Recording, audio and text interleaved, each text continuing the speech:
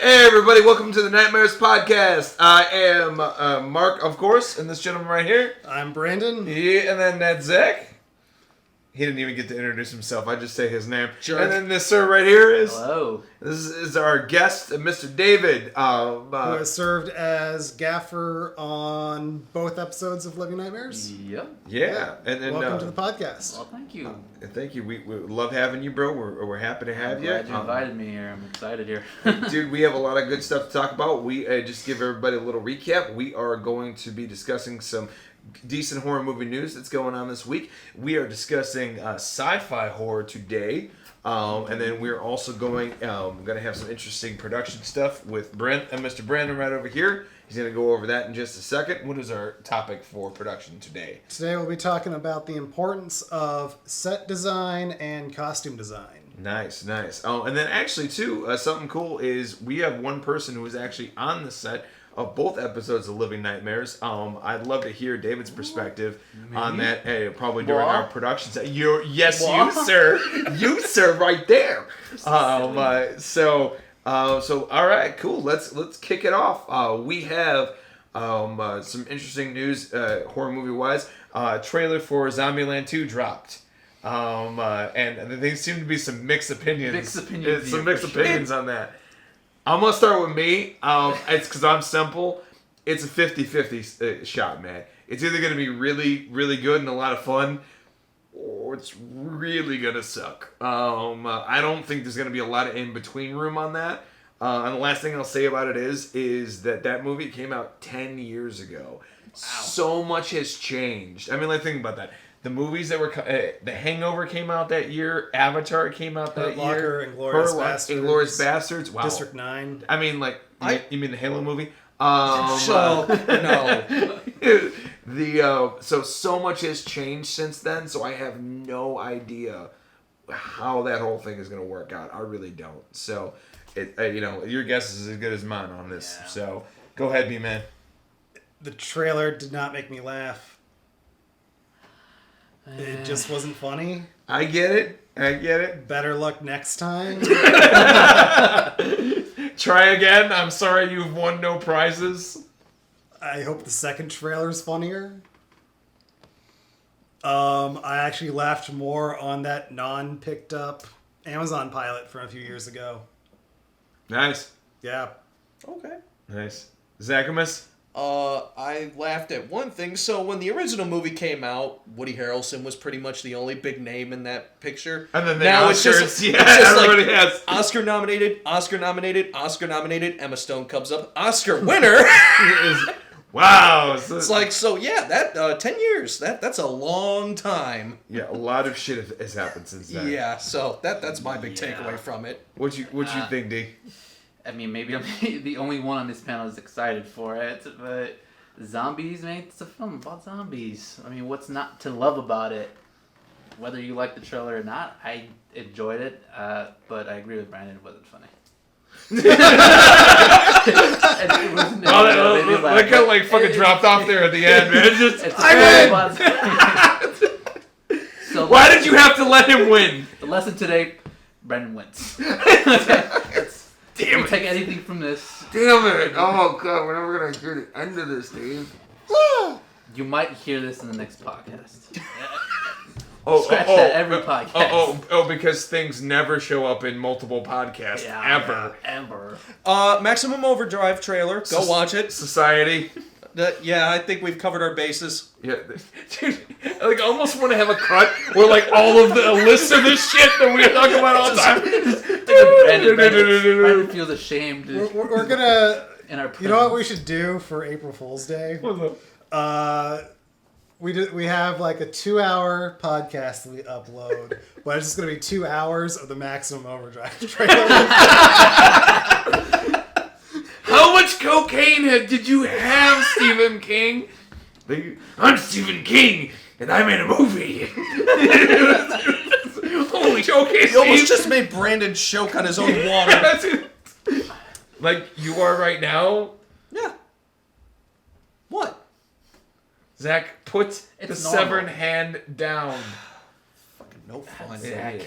He finally did. He snapped up. I live with this. I know you do. I'm sorry. I'm in a movie. I'm Stephen King. I love you guys. And Emilio Estevez is there for some reason. Because why not? Because you know what? Because why the fuck No, not? He's the star the biggest thing I noticed, like the first time I saw that trailer, I'm like, is that the fucking Green Goblin mask? Yeah. Just big Literally Green is Goblin that. mask plastered on the face of a Literally truck. is that. I think it was a exactly toy that. truck. It was Or a toy store truck. Or a toy store truck. Or That was something a like big ass toy then. Holy shit. And then death by vending machine, except Yep. it doesn't actually crush the guy. It just shoots cans out of Into it. his balls. And then there's the steamroller, which I do believe they had to cut some footage of the steamroller death from the final cut because I guess the MPA said that the so original. I think it ran over a kid. I'm trying to remember. I haven't Really? seen the movie since, and I haven't seen the movie in years. But I think it ran over a kid.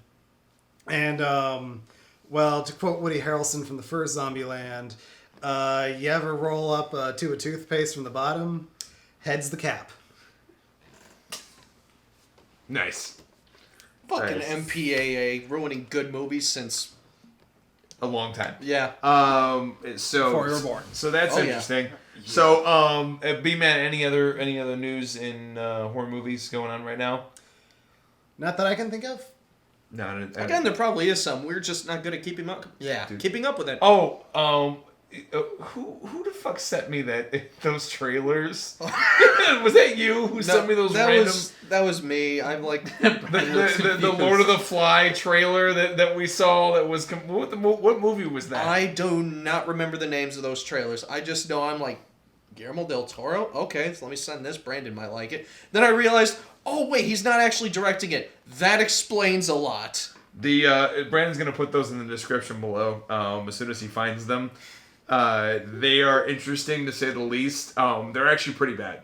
They don't look good. It's a lot of what the fuck is going on. I know, David, you didn't see any of this, No. so this was in our previous chat group that we had. It was certainly interesting to say the least.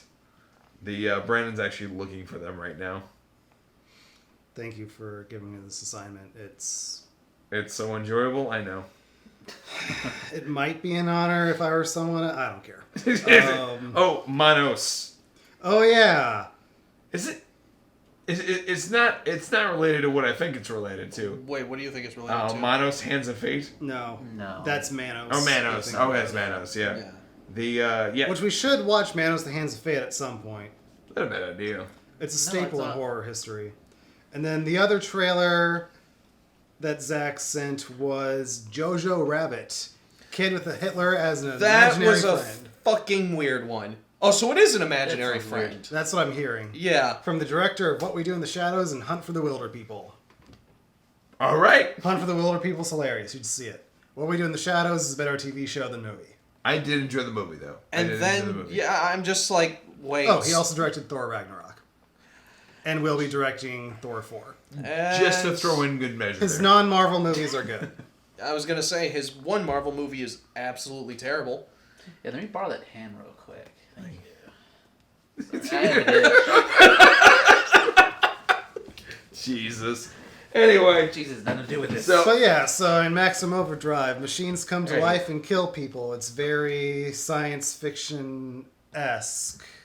sure. No, I don't know if I'd put that in science fiction. That's a rough transition, but I guess we'll go for it then. I wouldn't have our transitions be any other way. No, like super awkward and uncomfortable. like Cue high glitch school. transition right now. Anyway, so I guess that's a odd high school awkward transition into our topic for today. Our topic today is sci-fi horror. We got laundry lists of great movies that are all of our favorites. David, you definitely know a little bit of our format. Obviously, we pick our favorites. We usually try to stick to 3, except for Brandon. Brandon usually has a list of look at. Oh, there's the list. Oh, Jesus. There's the list. Brandon always has a list. I usually try to stick to 3. Zach sticks to 3. Same. Keep If it you want simple. to stick to 3, you can. If you want to add a little into good measure, that's fine. I was gonna have you go first because you are Sure. our guest. So fire away to the cameras and let us know what your favorite sci-fi horror is. All right, this one's challenging for sure because there's so many There's a lot of Great good ones. sci- it's a lot. Puppet Masters for sure. Puppet Masters. All right.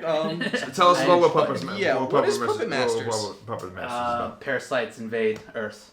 Oh, okay. That's what it is, like body snatchers. Fair enough. So, Nice.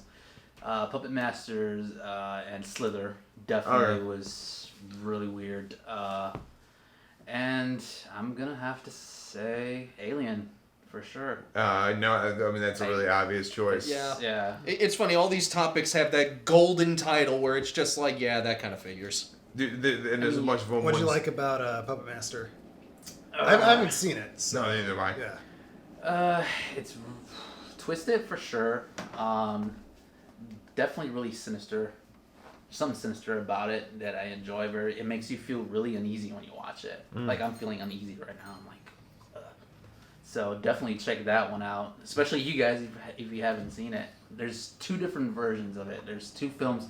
There's one Puppet Masters and then Puppet Master, which is possessed marionettes.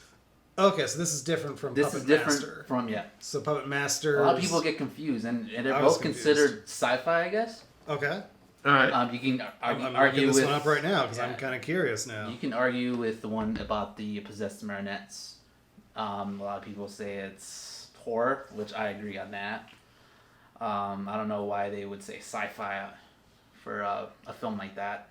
Possessed marionettes. The Earth is It's not invaded very by sci-fi. stingray-shaped alien slugs that ride on people's backs and control their minds. Yes. Okay, that sounds interesting. Parasites. Okay. Oh wow, Donald Sutherland. Yes. Wasn't that like a Futurama episode? I think you're right. The brain slugs. Yep. Yeah. God, I love All right. Futurama. I don't remember the brain slugs. I remember the invading brains episode, and Fry was the only moron who was unaffected. It's He like was unaffected a lot because Yeah. the brain's invaded too. So Nice. Very cool. And then Slither is one that I like it. I didn't love it. Like it's grotesque. the makeup Which I effects were excellent. I always describe it as it's not really a ripoff of Night of the Creeps, but it's kind of the movie that ripped off Night of the Creeps. here's the thing: Night of the Creeps is very lighthearted Yeah. 80s, and I would say geared more towards teenagers, and it has the high school feel to it. But it's still a really good movie. Slither, more adult, darker, and Much more mean-spirited. yes, Absolutely. absolutely. Slither's very dark. Yeah. Oh And vile, Vile, violent, for and sure. I love Grotesque, it. definitely. Like Night of the Creeps is weird but funny and very enjoyable. Slither's like, ooh, that looks awesome. Yeah. I wonder what's going on over there. Like for me, Night of the Creeps, and we talked about this in our zombie movie episode, but the characters are just so likable, and that's what makes Night of the Creeps so rewatchable for me. Whereas Slither, it's kind of like, I don't really care if these people live or die. Look, I see people exploding and ripped Sincere apart. of Have you, my Brandon. attention. What's that? Very sincere of you, Brandon. Well, Thank you. also, Brandon has a very unhealthy obsession with Tom Atkins and Fred Decker.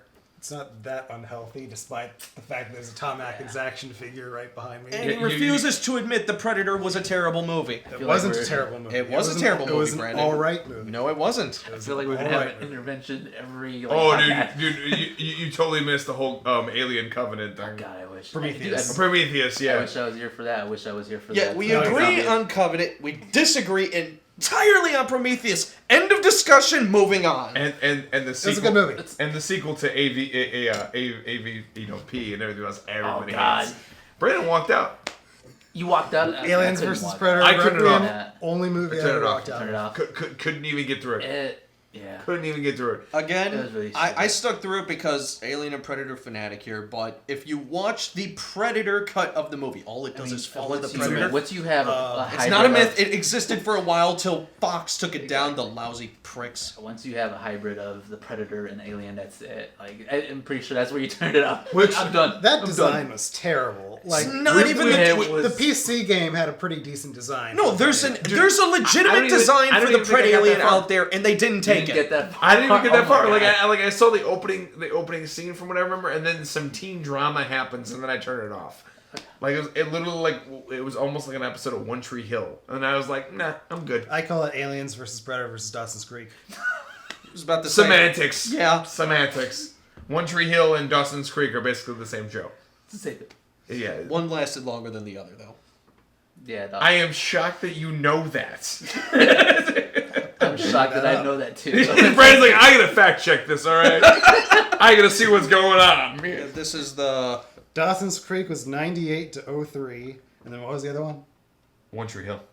One Tree Hill was 03 to 12. Oh, Wow. Yeah. You can thank my mother and sisters for that one. Whew. I'm so sorry, Zach. Yeah. They And have their then- perks and they have their downs. Remember, fuck Twilight. And then he also mentioned Alien, which we've What's wrong already... with the sparkling vampires? You A mean the lot. sparkly gay disco ball vampires? A lot. Just neither time nor the place for that. Which we've already said our piece about Alien on our Alien Day podcast episode. But yeah, let's go over what you thought of Alien. Like, how did you first see Alien? How were you introduced to it? Oh, man, I'm trying to remember how I was first introduced to it. I think my brother had this set for it, and that's when I was first introduced to Alien. Very intrigued. Creature, very fearsome. Definitely makes you feel very claustrophobic when you watch it. So, yeah. I enjoyed everything. Awesome movie. Beautiful movie. Yeah. Yeah. This guy got to see it in the theater, film print. That was Oh. amazing. That was a very good movie on the big screen. Like, Like, one of my favorites, definitely like costume. Yeah, man in suit. Yeah, it had to be hell for yeah, them to be. you hear that, Ridley Scott? Costume, man in suit, not CGI. I thought we were done with this. No. He's not gonna see this. It'll never be done. Maybe with one day ever. he'll see it and he'll, meh. I doubt it. I mean, Alien's a good franchise. It Definitely is. one of my favorite franchises, I think. Yeah. So.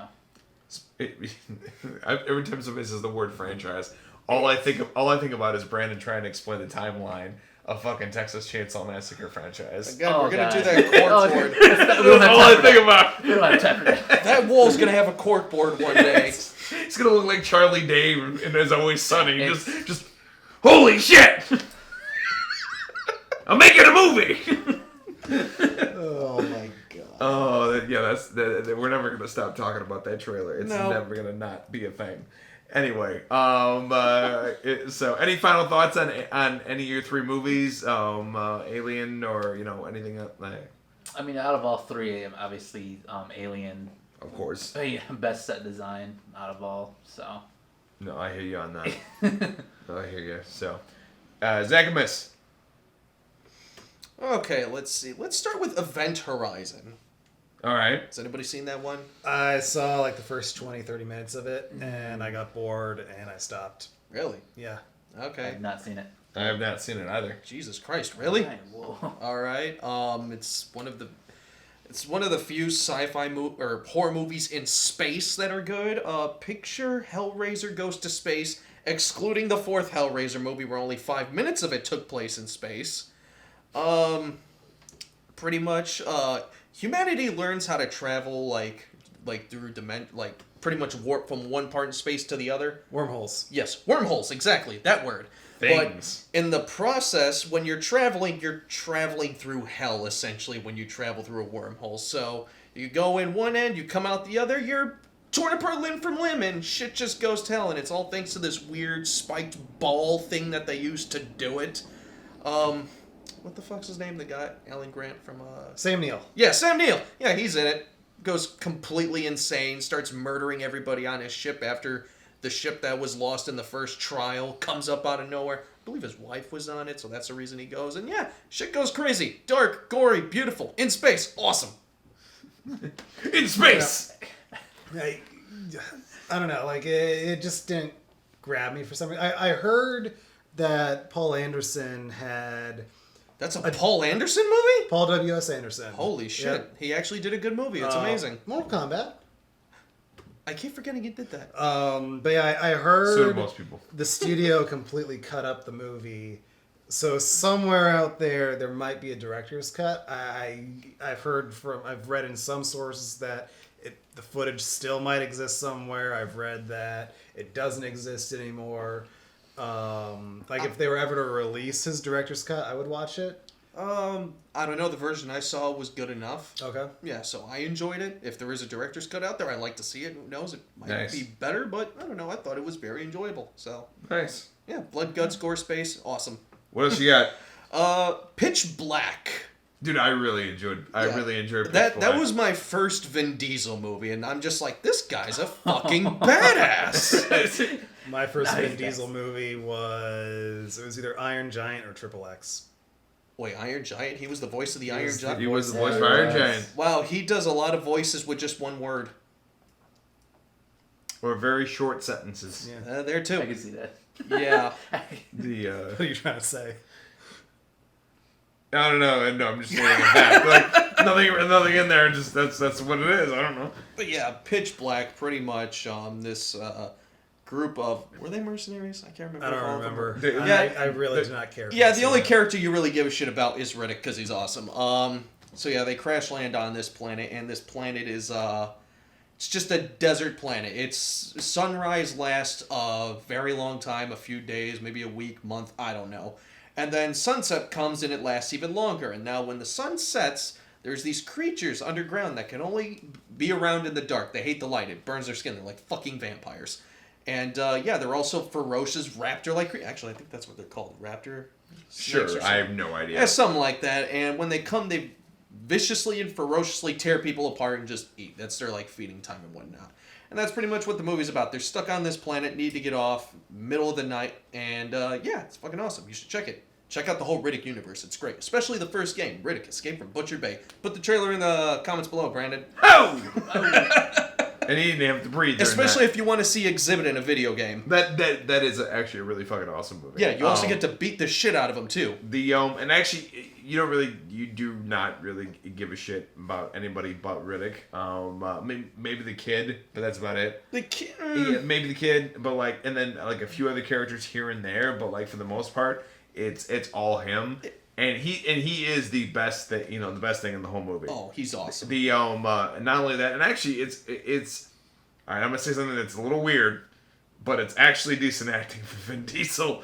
And actually it's just a really enjoyable badass. Look, I mean, it's not really hard. All he has to do is play a brawling badass who doesn't give a fuck, and that's what he is. And he really doesn't give a fuck. Yeah. Dude, especially when my favorite part of the whole movie is not even when the shit goes down. It's when he's handcuffed behind the pole, and he literally has his hand like this. He brings his hands up there, dislocates his shoulders to go around the actual pipe, and then undoes the handcuffs, and then escapes.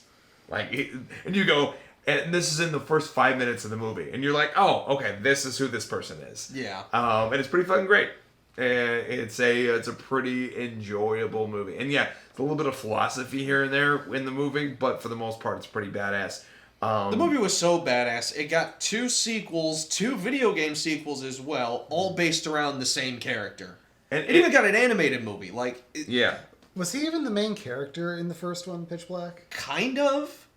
It didn't really start off with him being the main character. He just kind of took the spotlight as the movie went on. He kind of, yes. Yeah. I mean, essentially, it started out as the other people on the ship were the main characters. And Yeah. He's kind of like the wild card. You don't know if he's gonna murder everybody on the ship, or you don't know what he's gonna do. Yeah, you don't really know anything about him at the start, and then as time goes on and these creatures start getting involved, that's when you learn a bit more about his character and all that. Basically, the plot pushes him to be the main character because everyone else fucking dies. So just gets ripped apart. He has no choice but to be the main character. The plot moves him in that direction. So then, other than Chronicles of Riddick is Chronicles of Riddick a sequel or a prequel? So all the movies are sequels, all the games are prequels. Okay. So then, other than the Riddick character, does Chronicles of Riddick have any kind of connection to Pitch Black, or is it just the little girl that's in it? She's in it too. And also the black preacher is in it. Yes, He's too. at the very beginning. So it's more of a continuation of it. It just follows his character because That's everybody right. loved his character so much and they wanted more of it. It took I want to say 6 years for them to get another movie out, though. Yeah, very. And then another 10 to get the last Riddick movie out. Correct. But in between here and there was like 2 games and stuff like that, which are... Wasn't there an animated movie too? Yeah.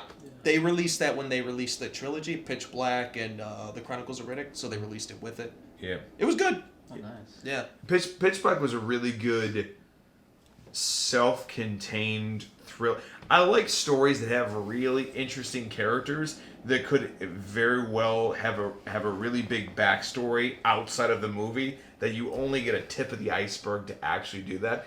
Like, there's only 2 movies I can think of at the top of my head that have a similar through line.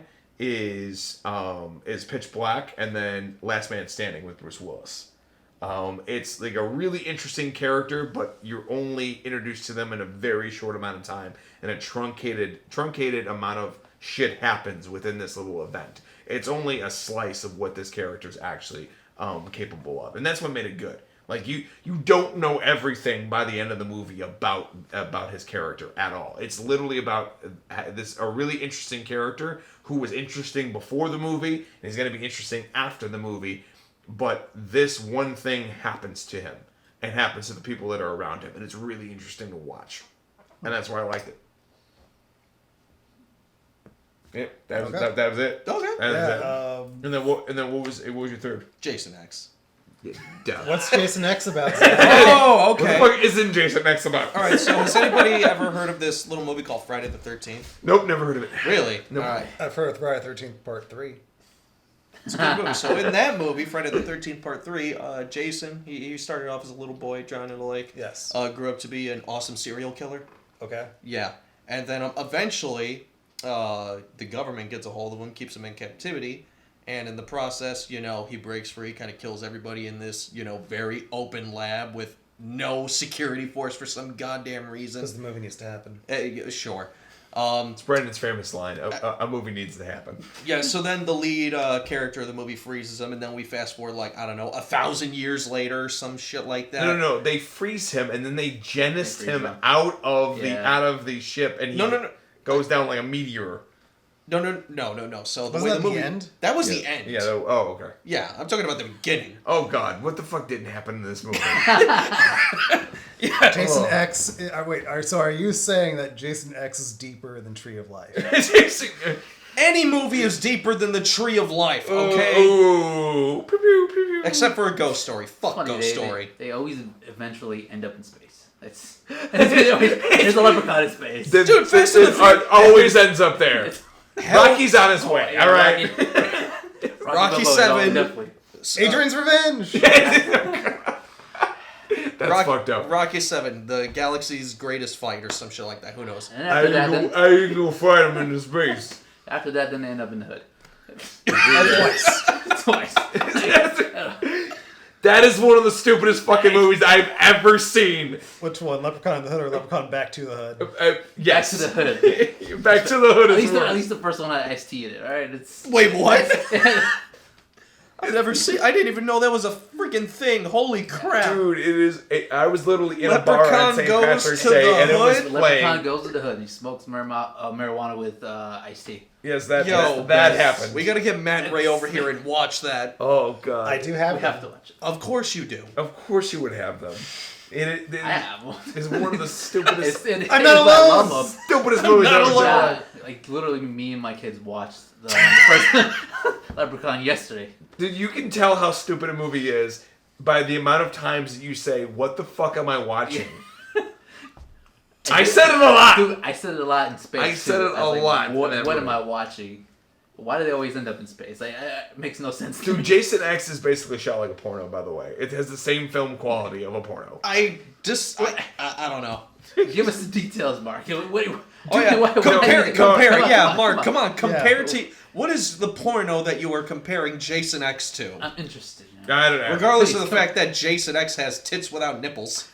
Okay. Yeah, that didn't happen, didn't it? That's, yeah. Space, it gets a little nipply there, okay. It's space!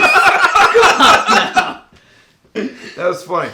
Oh my god. Little nipply. But yes, Continue. What is Jason X about? You only reached the tip of the iceberg here. He hasn't even gotten into space yet in your description. No, not yet. So he's frozen for like 1,000 years. A teacher is using students as a weird excuse to take trips around the galaxy, I guess. They stumble onto the old Earth, little station there, and find him frozen. Take him back up to their space station, unfreeze him. 2 people fuck, and then he wakes up and starts killing everybody. And that's the story. It's kind of a rule of thumb: never have sex when Jason's around, because that wakes him up and he's just like, I think Murder! I think that's a rule in like any slasher movie, any Wes Craven. specifically like that, right? Jason. That's like one of the key things to wake him up. Like that happens in 3 movies. People start doing it. Yeah. Something happens because of that. It wakes him up, and then he just somebody murders going down. everyone. I will Somebody say, going down.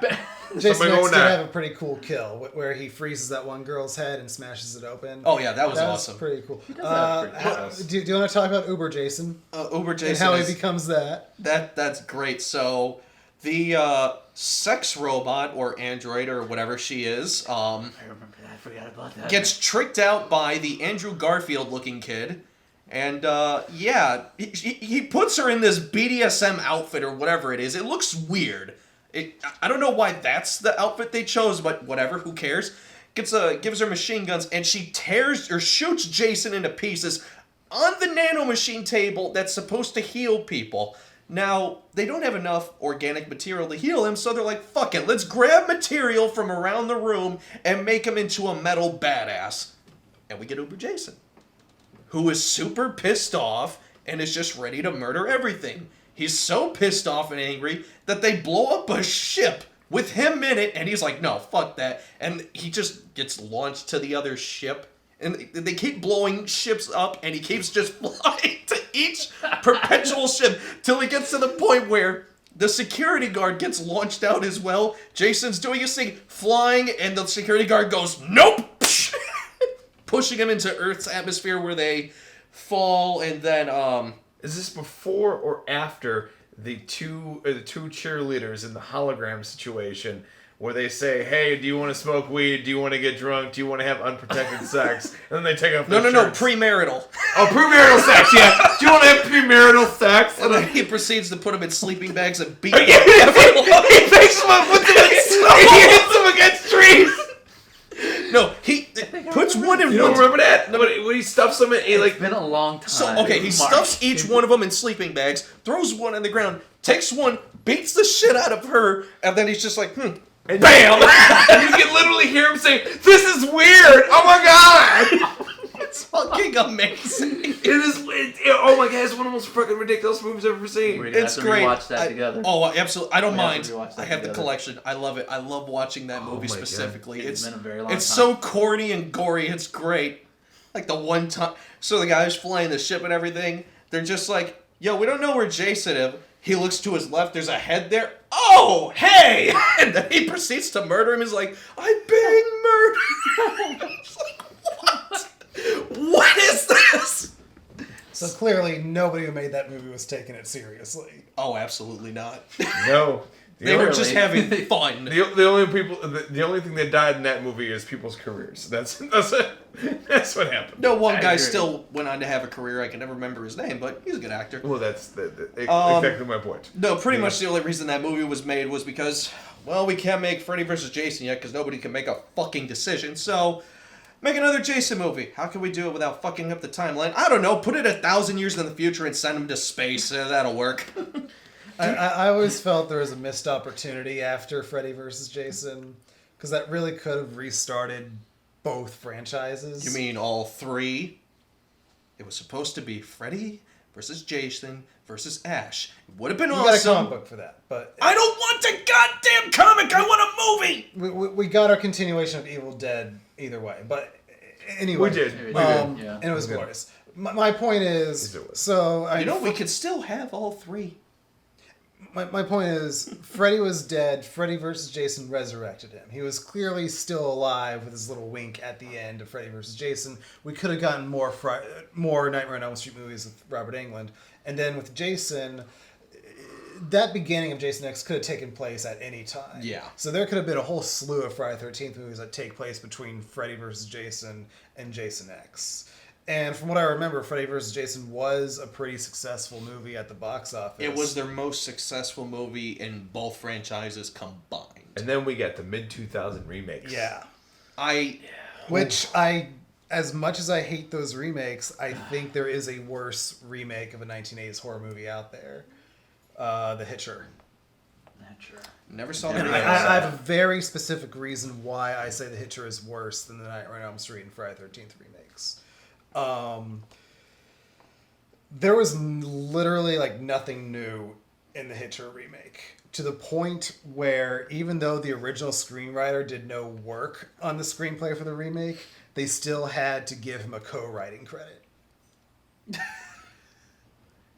There's like the shot-for-shot remake of Psycho, It wasn't shot for shot, but it was enough. yeah, it was enough. But they actually had to credit the original screenwriter of The Hitcher as a co-screenwriter. When was the original Hitcher release? 70s? 86. 86. Starring the late, great Rutger Hauer, who unfortunately passed away this past Just week. recently. Yeah. What was it? Earlier this week? Yeah, Yeah. That's sad. yeah. I mean, he was great in Blade Runner. A lot of great horror icons are dying the past year and a half now. We're getting old. Damn it, Mark. Speak for yourself, bro. And he's The- not even the oldest one here. No. No, not anymore. What? That's gonna be his catchphrase. November now, folks. 1990. What? November 1990. Oh, Oh. So you are the April oldest one here now? damn. Oh, Brandon wow. wins again. I'm not gonna live this down now. I have Damn, 10 son of a months. bitch. What the hell? I think all three of us won. It's not that I won, it's that you lost. How about every time... Oh! wait, We wait, wait. still look good. Guys, how It's about all every good. time Brandon wins, I get to stab him? No. No. Zach, we've been through this. We talked about this, especially on camera with It's his very evidence. violent, silly. I But mean... yeah, so how does Jason X end? He lands on planet Earth in the alternate Earth Crystal Lake, and then we get the comic book Jason X versus Jason. I heard that was terrible. It was weird. I heard it was terrible. Wait a minute. Yeah, that's a thing. That is a thing. It Yes. makes no sense how each Earth has its own Jason, and then nobody knows about Jason, even though they talk about the old Jason in the movie, like he's a historic legend. Yeah. Okay. But the one on this Earth, it's just like, who cares? Was it better? Was the comic book better or worse than Aliens versus Predator versus the Terminator? Well, at least Jason was Jason and Jason X was Jason X in that comic. I don't know what the fuck was in the Alien versus Predator versus Terminator comic, because it sure as shit wasn't aliens, sure as shit wasn't predators, and what the fuck were those machines? You know, sometimes you shouldn't combine too many things. I love cheeseburgers. I love strawberries, but I wouldn't put that shit in a blender and drink it. Oh, Go to God. California and you'll probably find that in spades. Anyway, you know what's so funny? The thing I remember the most about Jason X, and I'm almost positive it's from Jason X, is right after they land in the fucking lake, and the last shot is just a mask floating in water. And It is. And I remember that very, very clearly, and I'm like, that's fucking really cool. then the And movie nothing ends. ever happened with it ever again. Nope. Got nothing. And God only knows if it And ever will because of Ever. rights problems. Could you two just settle your fucking So, Mark, differences what and are make a your movie? picks for science fiction horror movies? I actually have one of them I really enjoyed, and I think it's crazy underrated, is Attack the Block. The hell is that? It is a movie with John Boyega, pre-Star Wars, and Nick Frost. It is literally about a group of ghetto kids in England that live in an apartment complex, and it literally gets attacked by aliens, and they have to survive the night against these aliens. And Nick Frost is the drug dealer that lives in the penthouse of their apartment complex. Nice. It's a really fun movie. It's an enjoyable movie. It has emotion where it has to have emotion. Great performances. Nick Frost is fucking hilarious. And the effects are pretty good for the most part. And you can see why he got cast in Star Wars from this particular performance. It's a lot of fun. It's a fun movie. I believe you've seen it. A long time ago. What did you think of it when you? I don't really remember the plot. I just remember the creature design was really interesting. Like it's like this, like black mass with these glowing teeth. Okay. What year did this come out? I think it was like 07-ish. Oh, so he's been acting that long? No, 2011. Oh, okay, wow. that makes more sense. Yeah. Ultimately, a really, really solid, solid sci-fi movie, which I found really enjoyable. I think something that does get overlooked a lot, and I know it's a TV show, but I don't think we can not talk about sci-fi horror without talking about the X-Files. Wasn't really that much horror though. Dude, there absolutely was a lot. There were some horror episodes. Plenty of horror episodes.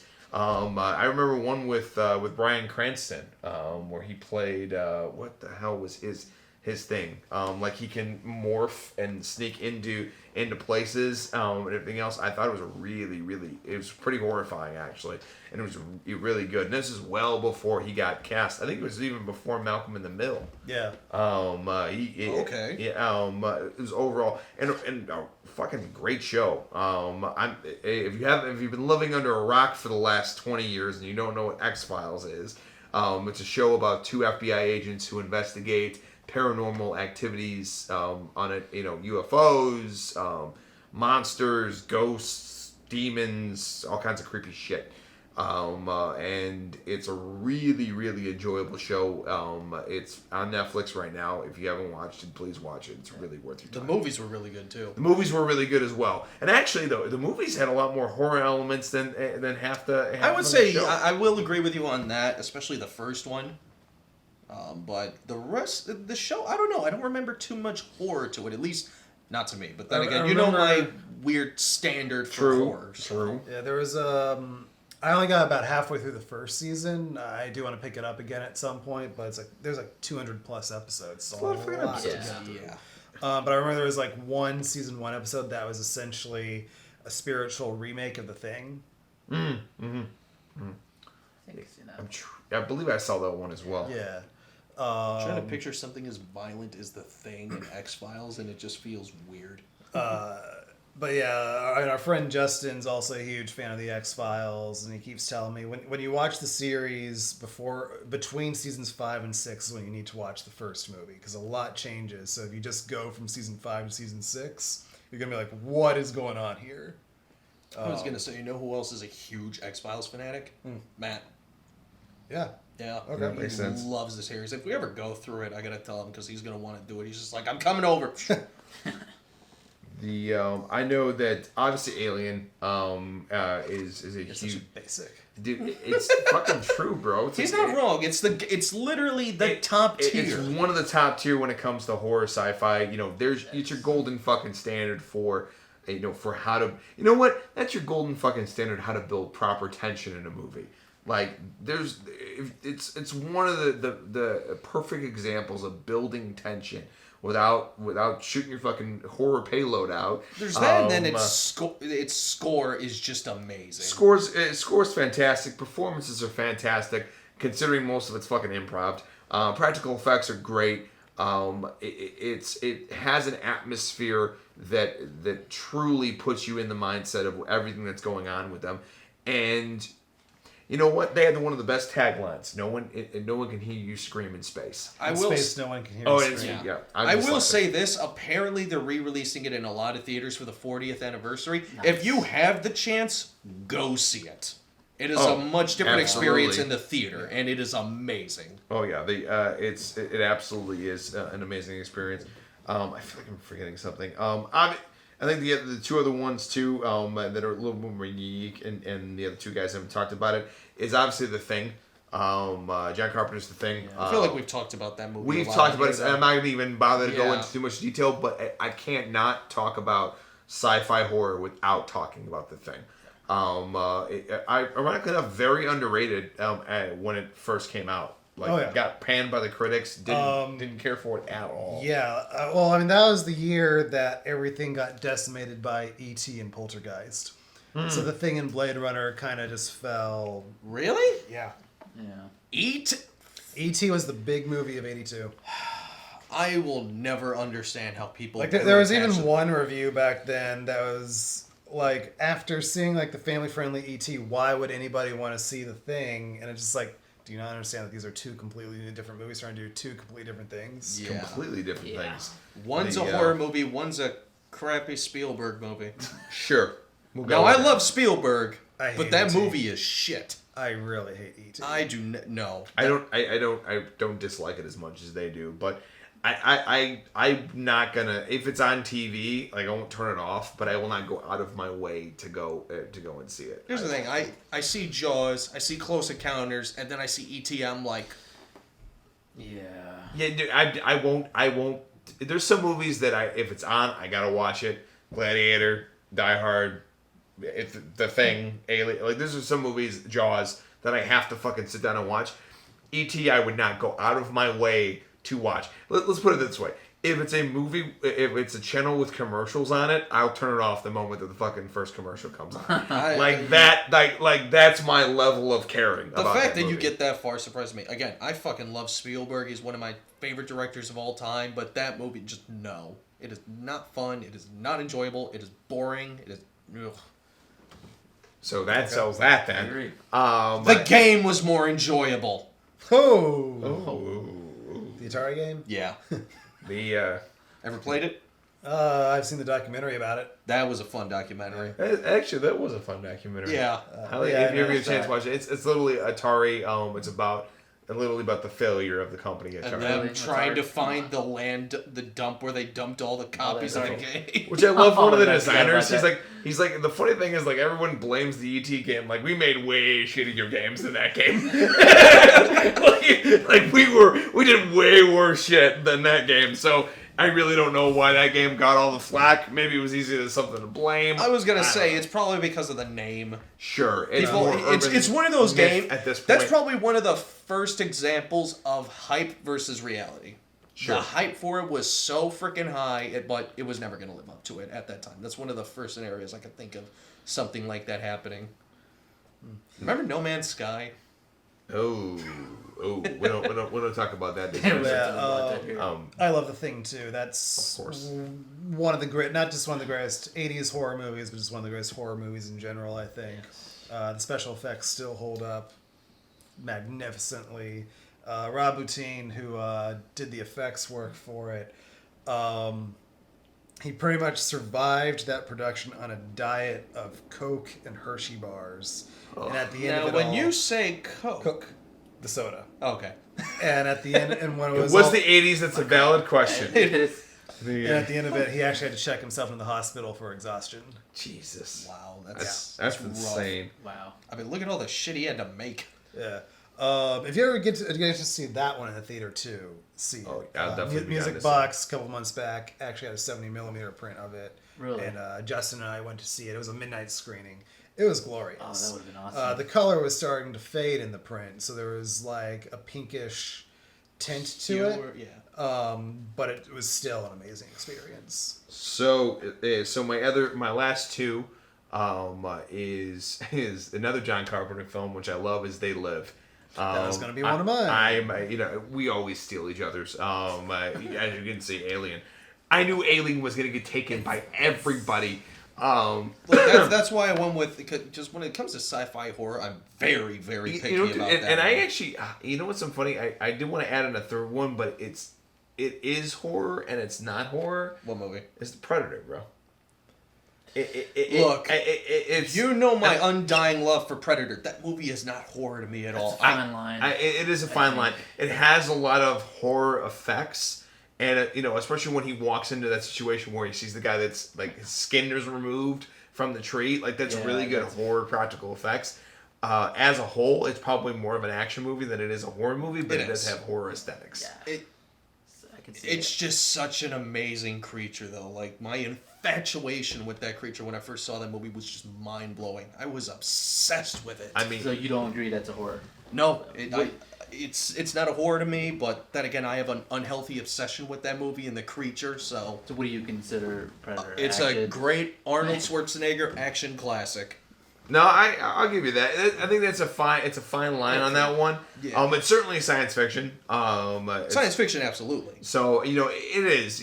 I think it more has horror aesthetics than it is a. I mean, it definitely gets Yeah. mixed in with horror and stuff all the time, and I Yeah. don't mind it, but I again, wouldn't call it a horror movie. no, I wouldn't. No, I've I never get seen it. that. You could make a Predator horror movie, absolutely, but no one's ever really done it before. I get that. I definitely appreciate that. And the They Live. Talk about They Live. Oh God. Okay, so They Live is definitely up there in like top favorite B movies of all time. But it's not a horror movie, though. It actually, well, I mean, it is. It kind of is. It's a great movie, but again, it's I think horror. Start with what's it about? So essentially, what it's about is about a construction worker played by a professional wrestler. I always forget Rowdy Piper. Yeah, Rowdy Piper. Yeah, God rest his soul. Yes. It is essentially what happens is a construction worker living in Reaganomics 80s, and he eventually stumbles upon sunglasses. And he puts these sunglasses on, and he discovers that the Earth has actually been invaded by aliens, and they're disguised as regular people.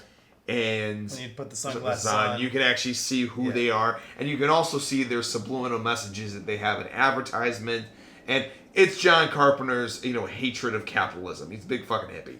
Like literally, if you look at the sign that like the billboards, he takes off his glasses, literally like this. He'll have his glasses off like this, and it'll be an advertisement. He puts them on, and it says "Obey." And then he looks and at everything's in black and white. everything's in black and white. He looks at money, and it's just regular money. But when he puts it on the glasses, it says, "This is your God." Like it's a really you know what? That's one movie. Actually, there's only two movies It is Us and They Live that I have never been slapped so Actually, you know what? No, I take that back. Society and Us and them. I've been slapped so fucking hard with metaphors in my entire life. Like, hey, it really is heavy-handed metaphors and themes for anti-consumerism, anti-capitalism, whatever you want to say about it. And it ends up being a very enjoyable movie. Eventually, spoiler alert, he gets to the top of a radio station and he deactivates their disguises, and then everybody can see who they are now that they're creepy looking aliens. But it ends up being a really enjoyable sci-fi movie with really heavy-handed but thought-provoking themes about consumerism, especially in the 80s when it was all about consumerism. And it has one of the greatest lines in movie history. I've come here to chew bubblegum and kick ass. And I'm all out of bubblegum. And then he shoots somebody with a shotgun. On that topic of just being able to see, like, pretty much a world that nobody else can see, there was a movie that came out a few years ago that had a similar premise, where essentially, has anybody ever heard of the movie called Branded? No. Sounds familiar. I may have So seen it was a trailer. It was but a not the Russian movie. production. It has Jeffrey Tambor in a small role. It's really one of the worst movies ever made. Truly. Like, it makes no sense. If you watch the trailer, it makes you think it's about a guy who can pretty much see these, like, alien beings that attach themselves to humans. And those alien beings are essentially powered by advertisements. So it's like McDonald's has its own little alien that attaches itself to you, and it makes you want McDonald's, essentially. It's All right. terrible. Is it? The ending will make you crap a brick. Yeah. Like literally. Like I swear, when I was in the theater, when the very last shot happened, I heard a brick hit the floor. Did you wash your hands though? Yeah, there's actually a lot of interesting stories like that. Yeah, like it's because like when I saw the trailer, I was like, okay, this looks like a new version of They Live. All right, I'll see it. I got nothing else. Like, it's pretty much during my college days, so I would see like at least one movie, sometimes even 2 or 3 movies a weekend, especially if it was a weekend where I got my homework done early. So it was like when that opened, the theater I frequented had it. So it was like, why not? It looks like they live. So yeah, I paid to see it, and I'm borderline saying I wish I got my money back, but it's also one of those movies that's so what the hell am I watching that alone kind of made it worth the first showing of the day matinee price. If I had paid full price, I would have killed myself probably. Wow. Damn. But oh my goodness! So it's about this advertising exec who essentially becomes disillusioned with how advertising is working these days, and then the great Max von Sydow of Exorcist fame plays like this. He's like the god of advertising, essentially. And like The god of advertising. not literally a god, but he's No, like I just seen as that's he's seen as like the emperor of advertising, I guess would be a better thing. But either Okay, way, it's okay. still interesting word but essentially, choice. fast food company sales are starting to decline, so they hire him to think of a great advertising campaign. And his idea is to create a plastic surgery show where they take a fat woman, try to make her beautiful, but then something goes wrong. She ends up in a coma, and that makes everybody go, well, what was wrong with her in the first place? That makes everybody decide to eat fast food and become really fat. Somebody wrote this. Wait, what? You heard what I said. I'm trying to. I think I just shit a brick. And that wasn't even the brick part. I'm just confused. What? So, throughout the movie, there's this female narrator, okay? And, Because you need a narrator Sure. for some reason. well, if you didn't have a narrator in this movie, you'd be freaking lost, alright? It's like the Dune effect. So in Would have other been better with Morgan Freeman as a narrator. For 40 days and 40 nights, I watched this movie and I couldn't understand it. So here I and am. then I- So there's a I female... shit a brick. Andy Dufresne was my friend. So there's the narrator, and there's a lot of cow imagery. Like, literally, one of the first scenes is the advertising awards. The award is a golden calf. The advertising awards. Yes. Is that actually a thing? Well, I'm sure there is some. There's awards for everything, There's a bunch Zach. of them, yeah. Yeah, seriously? Yeah, did you really have him watch Mad Men? Anyway, but the literal award is a statue of a golden calf. Subtlety. Not really. Yo, dog, I got your themes with your themes with your themes. But yeah, as soon as I saw that, like the first 5 minutes, it was like, okay, so this is how subtle we're gonna get. It's about as subtle as a slap in the face. But yeah, so cow imagery is everywhere, and so after like the whole coma incident, the main character goes off in the wilderness on his own because he's just had it with society, and I think he had to like sacrifice a cow at that point. And so when he returns, it's like years later, and he has a son who the second half of the movie I think takes place over a couple of years, but the son never ages past like 8 years old, which is weird. But anyway, he sacrifices this cow, I think, and when he returns, that's when he can see like the advertisements latch themselves onto people. The effects are terrible. By the way, I'm sure you would love the visual effects. Mind you, somebody wrote this. Yes. Okay. But anyway, And the then somebody produced it. last shot, and there's like this constellation in the sky of a cow head. Okay, so the last shot of the movie, and if I sound all over the place here, it's because I am. I can't wait. The last shot of the movie, the camera pans up to the sky, and you see the cowhead constellation, and then it literally talks, and that was the female narrator the entire movie. Cut to credits. What? Print it! Run it! This is genius. Run it! All right, so this movie makes no sense. We need a narrator. I'm putting the trailer in the description. Go for it. It is. I just shit 2 bricks, man. I don't even know what the fuck to do with that. Well, you know, I gotta go put that in the box next to fucking society. Like, I'm gonna put this in a box of shit I don't know what to do with. It is so bad. You have to see it to believe it. Like, it's not even good bad. It's just bad, but you still have to see it. Okay, so let's talk about that. Like, by the way, we're making jokes about, like, somebody wrote that and then there were so many checks and fucking balances in film. Like, somebody had to write it. Somebody had to act it. Somebody had to act it. Somebody had to direct it. Somebody had to film it. Somebody had to finance it. Somebody had to edit it. Somebody had to mix the sound. Yeah, somebody had to approve the final cut. 20 people, like, let this There shit are go. financiers that get a say. Mind you. And distributors that get a say. And then there was somebody who proved all of that beforehand. A studio that said, genius, Here's money. print it. And it all started with a piece of pen and paper. Or a laptop, one of the two. God only knows anymore. It's gonna be great. It's gonna be. It's gonna be great. It wasn't great. It's gonna be great. It wasn't We're gonna get the kid from Jingle All the Way to be in Star Wars. It's gonna be great. It was a good decision, Mark.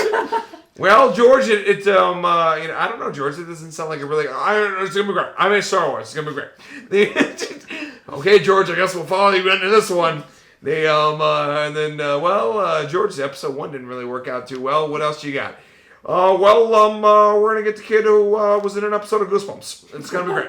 He's gonna play Anakin Skywalker. It's gonna be great. And then we're gonna get Natalie Portman coming back, and she's gonna be 10 years older, and they're gonna be in a romance together. It's not gonna work. It's gonna be great. And God, this is what happens, kids, when you don't say no to people that you like. Like, you need to be honest with your friends and be honest with the creative people around The you. movies were great. Stop. Leave my hand alone. Bad. All right, and then I do have one more movie. I missed all of that. Is, by the way, real quick side thought. Stephen King actually wrote a novel that was very similar in thematic. It was called 10 O'Clock Smokers. 10 O'Clock People. 10 O'Clock People. I don't believe they ever did any visual. No, on at it. some point, I think the guy that directed Fright Night and Langoliers and The First Child's Play was going to direct it at some point. But I don't think it ever came to pass. That's too bad. Essentially, what it is, and I think Bradley Cooper was attached to star at one point. that would have been cool. It's a cool concept. Essentially, what's going on is it's in the distant future where smoking has been pretty much banned, from all of it, except at 10 o'clock. All people who smoke, who are like, 10 people, actually have an opportunity to go smoke, but it's only at 10 o'clock. And these people actually are the only ones that can see an alien invasion about to happen. Like, because they're smokers, they can see aliens. And it's thus the plot ensues. Which actually sounds like a better plot than that movie that you were talking about. You can probably only is. see aliens because Because so what are the limitations? Is it cigarettes, weed? I think it's just cigarettes. Okay. That's the only thing that they and they can see it. I guess through the smoke or then they're disguising. It's interesting. But Stephen King, though, he does some Does crazy it take shit. place in Maine? I would probably take a guess and say yes. David, I have a running joke that Stephen King has done horrible things to the Tourist Bureau of Maine. He has fucked them more than anybody else. They have to go on the internet and promise people. I swear to God, it's not that bad to come to Maine. He's destroyed Maine's tourist economy for years to come because no one wants to go to fucking Maine because Stephen King has pretty much permanently damaged their reputation. Because all the awful shit happens in Maine, and then one bad thing happening in Colorado. Like that's it. But anyway, and then one other film too. It's not a popular choice, but I thoroughly enjoyed it. I always have enjoyed it. Is the original Cloverfield. I think it's really interesting. It is science fiction. It is probably my favorite of the handheld found footage movies. Yeah. A lot of people were complaining at the time it didn't do as well at the time. I think it's an interesting plot. I find it weird because I remember that movie everybody I knew was watching it. It was doing phenomenal, at least here and in my circle of people. Like, I loved it. I thought it was amazing. I loved it too. Because that was also the first found footage movie I'd ever seen before, and I'm like, oh, this is amazing. Hey, that's a cheap way to film something. Maybe I could do that one day. I just had a bunch of people when we bought the tickets at my local theater. They're like, oh, if you get motion sickness, in the theater, we can't refund your money. Like, it was shit like that. And I'm like, are people really complaining about this? She's like, oh my god, so many people. Dude, that Jason Gordon-Levitt movie that came out a few years back, the one where he walks across the beam with the, yeah. Dude, I hear, Walk. I hear they even had a 3D showing of it. People were getting just super sick over that movie. Really? Like, it was really affecting people. I didn't even hear about that. I just heard the movie was eh. It was enjoyable. I think there was. It was enjoyable. Okay. Yeah, I think there I was never a got few, a chance to see it. I think there was a few cases at my theater because I was talking to one of my buddies when I was still working over there, and he was telling me about it. So I'm like, okay. Yeah, well, I think it's a really interesting movie. I've told it. I've never told you, David, but I relate this to a Cloverfield, to a novel that I read in my junior year of high school, which I really still remember. I always forget the name of it. And I swear I will look this up one day, or I'll ask somebody that was in that class. Essentially, what it is a story of a guy living in Antarctica. He's on in a science station, and his dog runs out in the middle of a snowstorm, and he decides that he's going to go after his dog. Loves his dog, wants to go after him, and everything else. And then countless bad shit just keeps happening and preventing him from getting back to the station. I think he finds his dog, and then he breaks his leg, and then runs out of water, and all this bad shit happens. And the whole point of the story is about decisions and choices you make and the consequences of them. And he was dead the moment he chose to leave that station. It was just life catching up to him in a situation. That's, spoiler alert, that's how I relate Cloverfield to that book, because in the movie, they're all evacuating New York, and one of their friends is still back in one of the apartments, and they all decide as a group to go and say, fuck it, we're just going to go back, we're going to go help our friend, and then they all die by the end of the movie. And it's that decision that they made right there, instead of leaving New York, which they had all the time in the world to do so, and they would have survived. But because they chose to go back into the city to go do that, sets of circumstances, kept coming in, and they all eventually died. And it was that decision that they were dead the moment they made the decision. It just, life catches up to them. And overall, a very, very intense movie. Really, really enjoyable. And also, too, the big part I loved about it, and I still love about it to this day, is that you don't get the whole story. Because that's exactly how it would be in that situation. Yeah. These are regular people. There wouldn't be some convenient scientist saying, oh, well, this creature came from this planet and this and that. That would never fucking happen. You get one scene like that of a doctor, kind of explaining it, but he only knows so much, too, while another character literally explodes because of an infection that they got from this particular monster. It's very fast paced. It never lets go of what it's doing, and being a found footage movie and being of that genre, it's definitely a cut above the rest. It's probably one of my favorite sci-fi horror movies, and I still enjoy it to this day. So that's my list. It was a very great movie. It really was. I mean, it didn't. It could have, and I love movies that have no right to be good. Because it could have sucked. It could have sucked really bad, but it didn't. I remember watching the behind-the-scenes features for that movie and seeing all the shit they had to do to get the visual effects done for that movie. Oh, I'm sure. Especially with Shaky Cam 9000. It's like, wow. Yeah, I've seen that. That's motion tracking at its finest. No. This is Zach just trying to deal with that shit. Just They essentially had to remake the entire environment in CG so they could do all that. Yeah, essentially, and then get the camera movements right and everything. It's a fucking nightmare. And you know what? And that's where you have to build really strong sets and really. And strong they did. I believe they effects. built a blue screen set for that one, if I remember correctly. The that that and Wreck. That's the French zombie film. That's the remake. American remake was Quarantine. Which is terrible. I heard Wreck was fantastic. Wreck is very, very good. I've not had the chance to see it all the way till the end, but environmentally it's fantastic. Yeah. Yeah, I really like Cloverfield, which So, B-Man, I'll let you go to your list. Sorry about that. I was that's monopolizing a little alright. bit. We have a few minutes left in the card. Should we take a little break? Yeah, let's take a break. Yeah, let's take a little break. All right. Little break. You're gonna see a glitch transition in 3, 2. Not right now because I chose not to do it right now. See, that's a twist. And you know what else is a twist? And we're back. All right. So my picks for. Oh my goodness. Touch the hand mark. Yeah. Touch the bone mark. No. Zach, put it away. Oh. And it's it's funny because it sounded like we were talking about his penis. Yeah.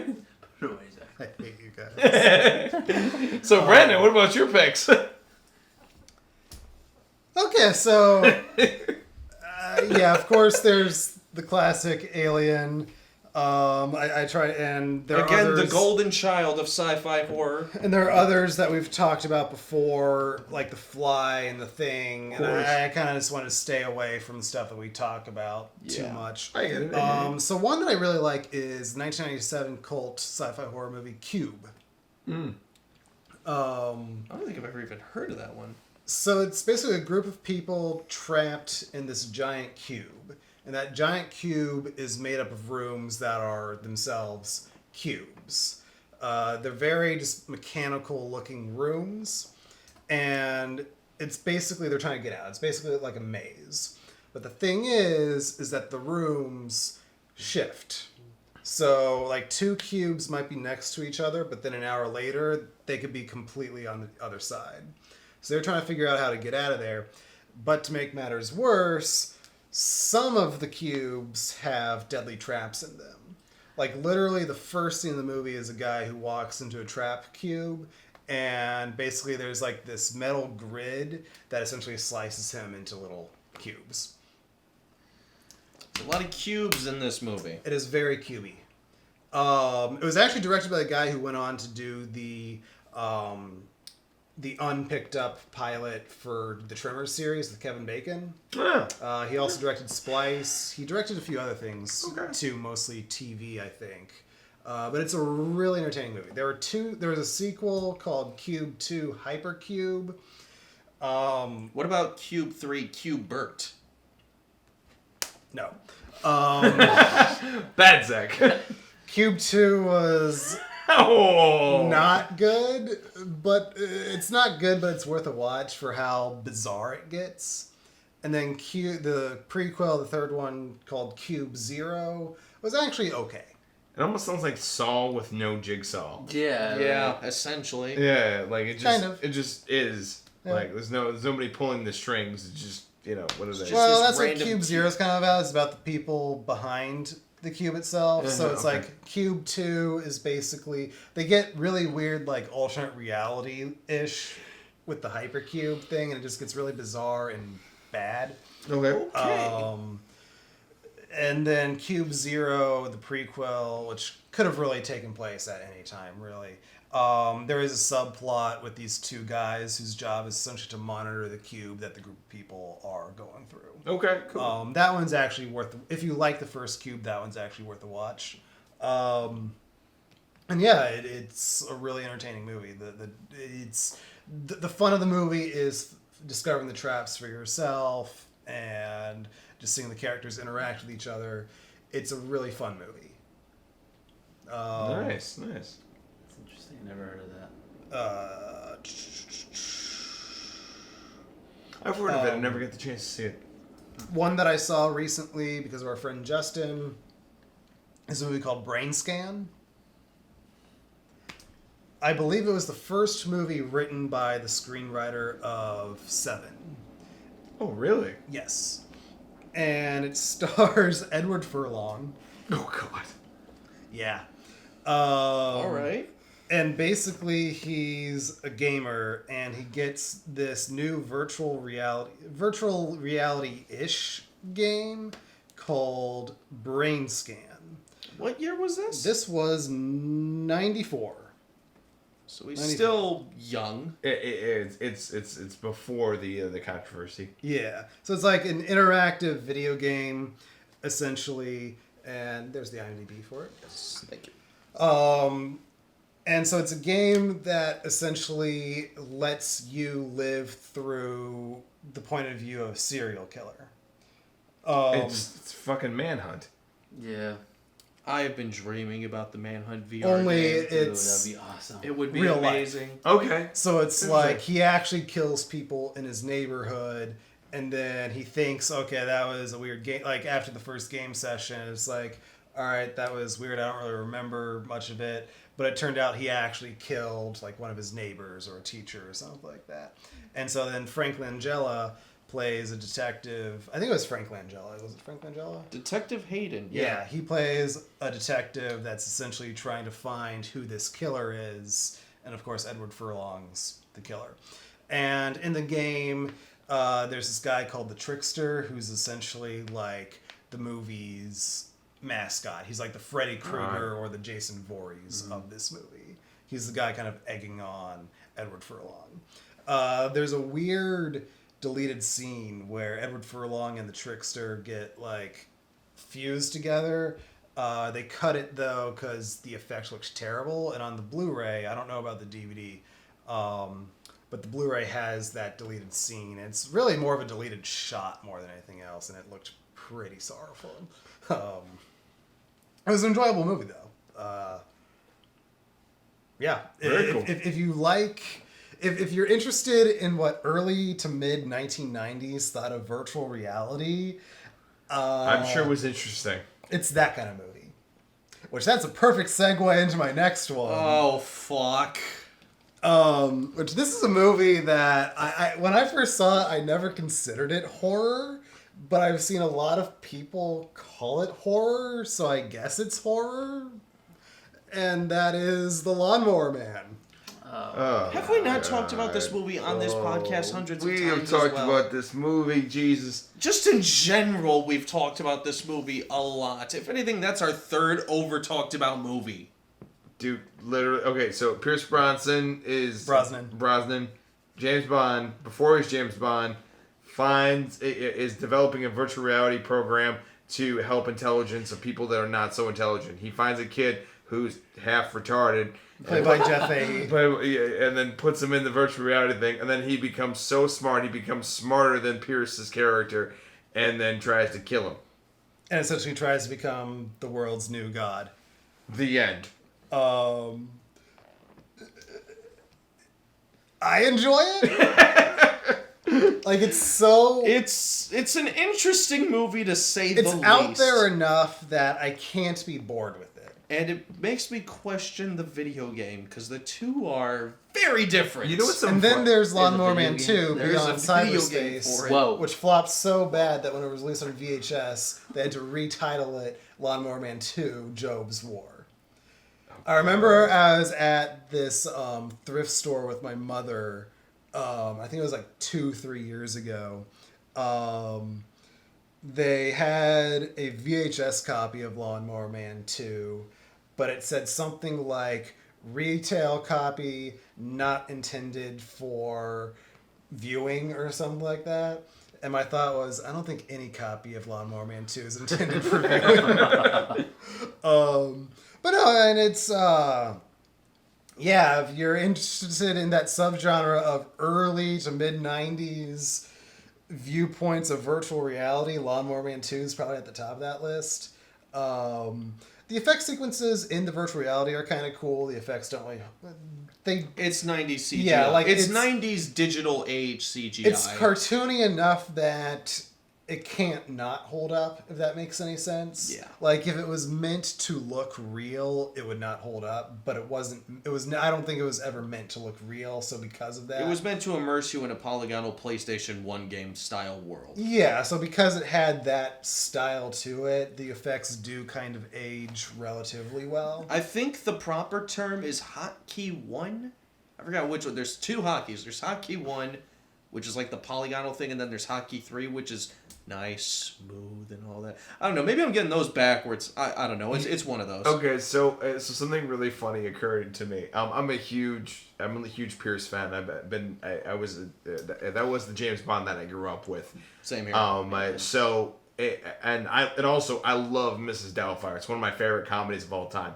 Really? And it's up there. And I hear him, especially when Robin Williams passed away, he would talk about like how he got that job. Like he was like, I got the job. I really needed the job, and I was really happy to get the job. Now I know why.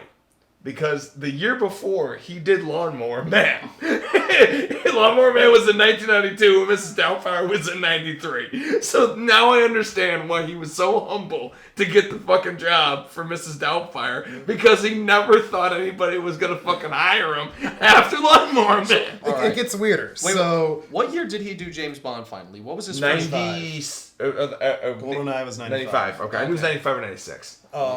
It gets weirder. There's a very small role played by Dean Norris, who would go on to play Hank in Breaking Bad. Yeah. I know. I also know that he's in T2. Yeah. Oh. The cinematographer was Russell Carpenter, who would go on to win an Oscar for Titanic, and just finished filming the Avatar sequels. Are you sure?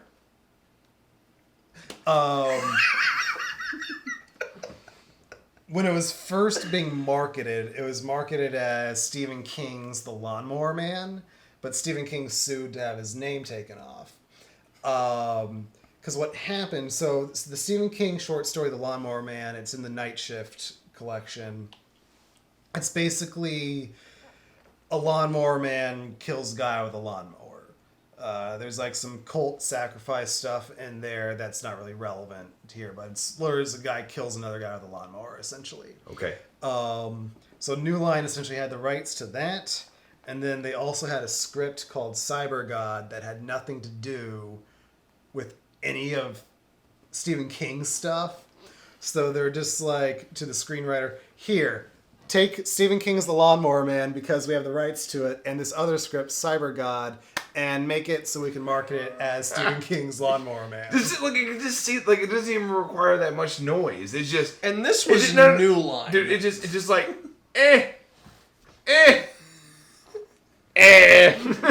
just like, it doesn't even require any of that explanation. Here's my question. New Line. Was this at the point where Stephen King was giving his shit away for $1? No. When did he start? That's something completely different. It is? Yeah, that was like, there was like the Dollar Babies, which was like for certain student projects. He sold rights to short stories for student projects, but that was a long time ago. I also remember seeing some piece of trivia somewhere that he sold the screen rights to Dreamcatcher for $1, but I don't know if that's actually true. I remember that movie being very bad. I remember it being very Yeah, I don't like. From the screenwriter of The Empire Strikes Back, Dreamcatcher. Wow. Wow. Sad. Almost as sad as Dean Cundy's career. Okay. Yes. It started with Halloween and you landed on fucking Jack and Jill, didn't you, pal? But yeah, so Lawnmower Man, it's enjoyable. The director's cut finally came out to Blu-ray, which I've yet to watch that version. It's like 2.5 hours. Don't you own it? I do own it, but I've only watched the theatrical cut on the Blu-ray. I've yet to watch the director's cut for some reason. I gotta actually watch that all the way through. I watched it on TV like forever ago. Which one? Lawnmower Man. There's got to be a night screening just where it's like, all right, well, we're doing this to ourselves. Click. And here we go. Let's make that our next one. Yeah, it's enjoyable. Is it a good movie? Debatable, but is it a very watchable, very enjoyable movie? Yeah. It's a weird one. Yeah, there's a monkey with a virtual reality helmet in the beginning. You have Jenny Wright of Near Dark fame playing the horned up neighbor who then has a crush on the Lawnmower Man who starts getting super intelligent. And there's a very awkward sex scene with the two of them. And then there's even a more awkward virtual reality sex scene with the two of them. Like The Room level awkward? No. Okay. This is... The Room level awkward is something completely So no penetration. That's of the illegal belly on its button. own. Yeah. No penetration of the belly button. Yeah, well, yeah, dude. He has no concept of where a vagina is. So Clearly. clearly not. You do eventually get a scene where Job uses his telekinesis to kill a guy with a lawnmower man, so I guess that was kind of their justification for the Stephen King story. Dude, that was them filling a fucking quota. Yeah. Like these beats need to fucking happen in the movie. Like, Singular. oh, okay. This beat needs This to happen. one fucking thing needs to happen. Which is funny, because, like, okay, if you go on YouTube, and when I say YouTube, I mean YouTube 10, 15 years ago, if YouTube even existed back then. Like, 15? I don't know. 10? Yes. whatever video website existed, because, like, I first saw this movie in middle school, so this would have been, like, 03, 04, maybe early 05. Probably like Google Video or Yeah, like so Yahoo Video. whatever Dude, video site existed at that time, if you watched the trailer on there, the first words of the narrator are from the imagination of Stephen King, and then it goes on into the rest of the thing. So it's like from the imagination of Stephen King, a story from the imagination of Stephen King, The Lawnmower Man. Who knows? Who cares? You watch the trailer on like the DVD or the Blu-ray or any official release. It now goes a story from the imagination, awkward silence, The Lawnmower Man or whatever it is. So it's like they had to remove Stephen King. Wow, and they Stephen did King's that name. fucking lazily. Yeah. Wow. What year did you say this movie came out? 92. All right. Wow. Ooh. Yeah, we weren't quite done with the 80s cheese at that point. Yeah. We were getting the 90s cheese, which is science fiction. It was enjoyable. 80s was horror, 90s was science, 2000s was... Found footage. Found footage. Was yeah. it? Yeah. Early Other than 2000s. that, other notable ones, of course, They Live, The Fly. I think I mentioned those earlier. Yeah. The 1956 and the 1978 versions of Invasion of the Body Snatchers, Of course. which I think I showed you and Wes, the 78 version, which is really good. It is. It's a really some good very movie. good effects too. The opening scene especially is like I have that- never seen the original, although I haven't like seen bits and pieces. It's very good. The remake I've seen. Because of a certain cameo in the 78 remake, if you wanted to, you really could look at the 78 version as a sequel if you wanted to. Life Force, directed by Tobe Hooper, essentially space vampires. I think one of the effects guys of Star Wars did the effects for Life Force. I think it might have been the guy that designed the Yoda puppet. I'd have to double check that. But I do believe he called his work on Life Force some of his best work. From Beyond, directed by Stuart Gordon, H.P. Lovecraft movie. It's kind of like a spiritual sequel to Reanimator in a way. Okay. And yeah, that's pretty much my list for sci-fi horror movies. Nice. I think it's a pretty overall solid group of movies right there. Yeah. And we always love talking about Lawnmower Man. So all right, so I'm gonna do my question of the podcast. Something I realize is that everybody on this dais or on this in this little group has actually been on set for all both episodes of Living Nightmares. So I think I was gonna do something a little bit more unique, maybe a tiny bit of reminiscing. Is I wanted everybody to maybe share a favorite moment, a favorite story, something they really enjoyed, something that was surprising on the two sets of Living Nightmares. I already know mine. I figured you would. But yeah, I was gonna start with our guest. Gonna have to come back. Zach Thinking about Lemus. that. Come back to me. Oh wow. So this was the first thing that happened when we got to the location for episode 2, the bag lady. We actually paid the Chicago Film Office for our permit for a certain area. They had signs put up for us and everything. We got to the location and there was a car parked right in the middle of our workspace. And we got there and we're just like, there's nothing we can do. We got to call a tow truck. It's right in the middle of our workspace. Yeah, there's absolutely nothing that could have been done. and my ass being the executive producer got on the phone and had that son of a bitch towed. Yeah. Took him an hour to get there, though. Oh, I was a pain in the ass. And I guess because the reason why that's my favorite is that's pretty much the moment that pretty much confirmed it for me is there's no telling us we're not professional. Like when we're able to get permits and be able to do that, like it has nothing to do with the fact that we towed a car. It's the fact that we had cooperation from the city. Yeah, absolutely. It was definitely a unique feeling. Which that's Yes. something that I don't think any of us had ever even dreamed of when we were going through school. Nope, that was entirely new to me. It's just like, holy shit, this is something we actually have to do. Wow, we even have the sign. Yeah, it's right up there. Yeah, it's clear as day, easily legible. But no, this asshole's like, no, fuck them. I'm gonna park right here. I was You can't afraid tell me that what whole to night, do. though. He was gonna come I was out, find afraid his that he car was gonna missing. come out, see his car missing, and be like, "Hey, where's my car?" Dude, like never happened. After we got the car towed, and one guy was like talking to us across the street, or like calling us out. I'm just like, oh fuck, it's finally gonna happen. Said, what are you guys filming? Oh, it's one of them. Oh, yeah, I remember the first time somebody was trying to ask you guys what you were doing. And I forget who it was. It was a couple of you guys in the crew. Nobody really knew what to say to him. And so I just kind of walked over and shouted back to him, "We're filming a horror series, Living Nightmares. Look us up on YouTube." I love that one guy's response. Like he's like, what are you guys filming? A horror series.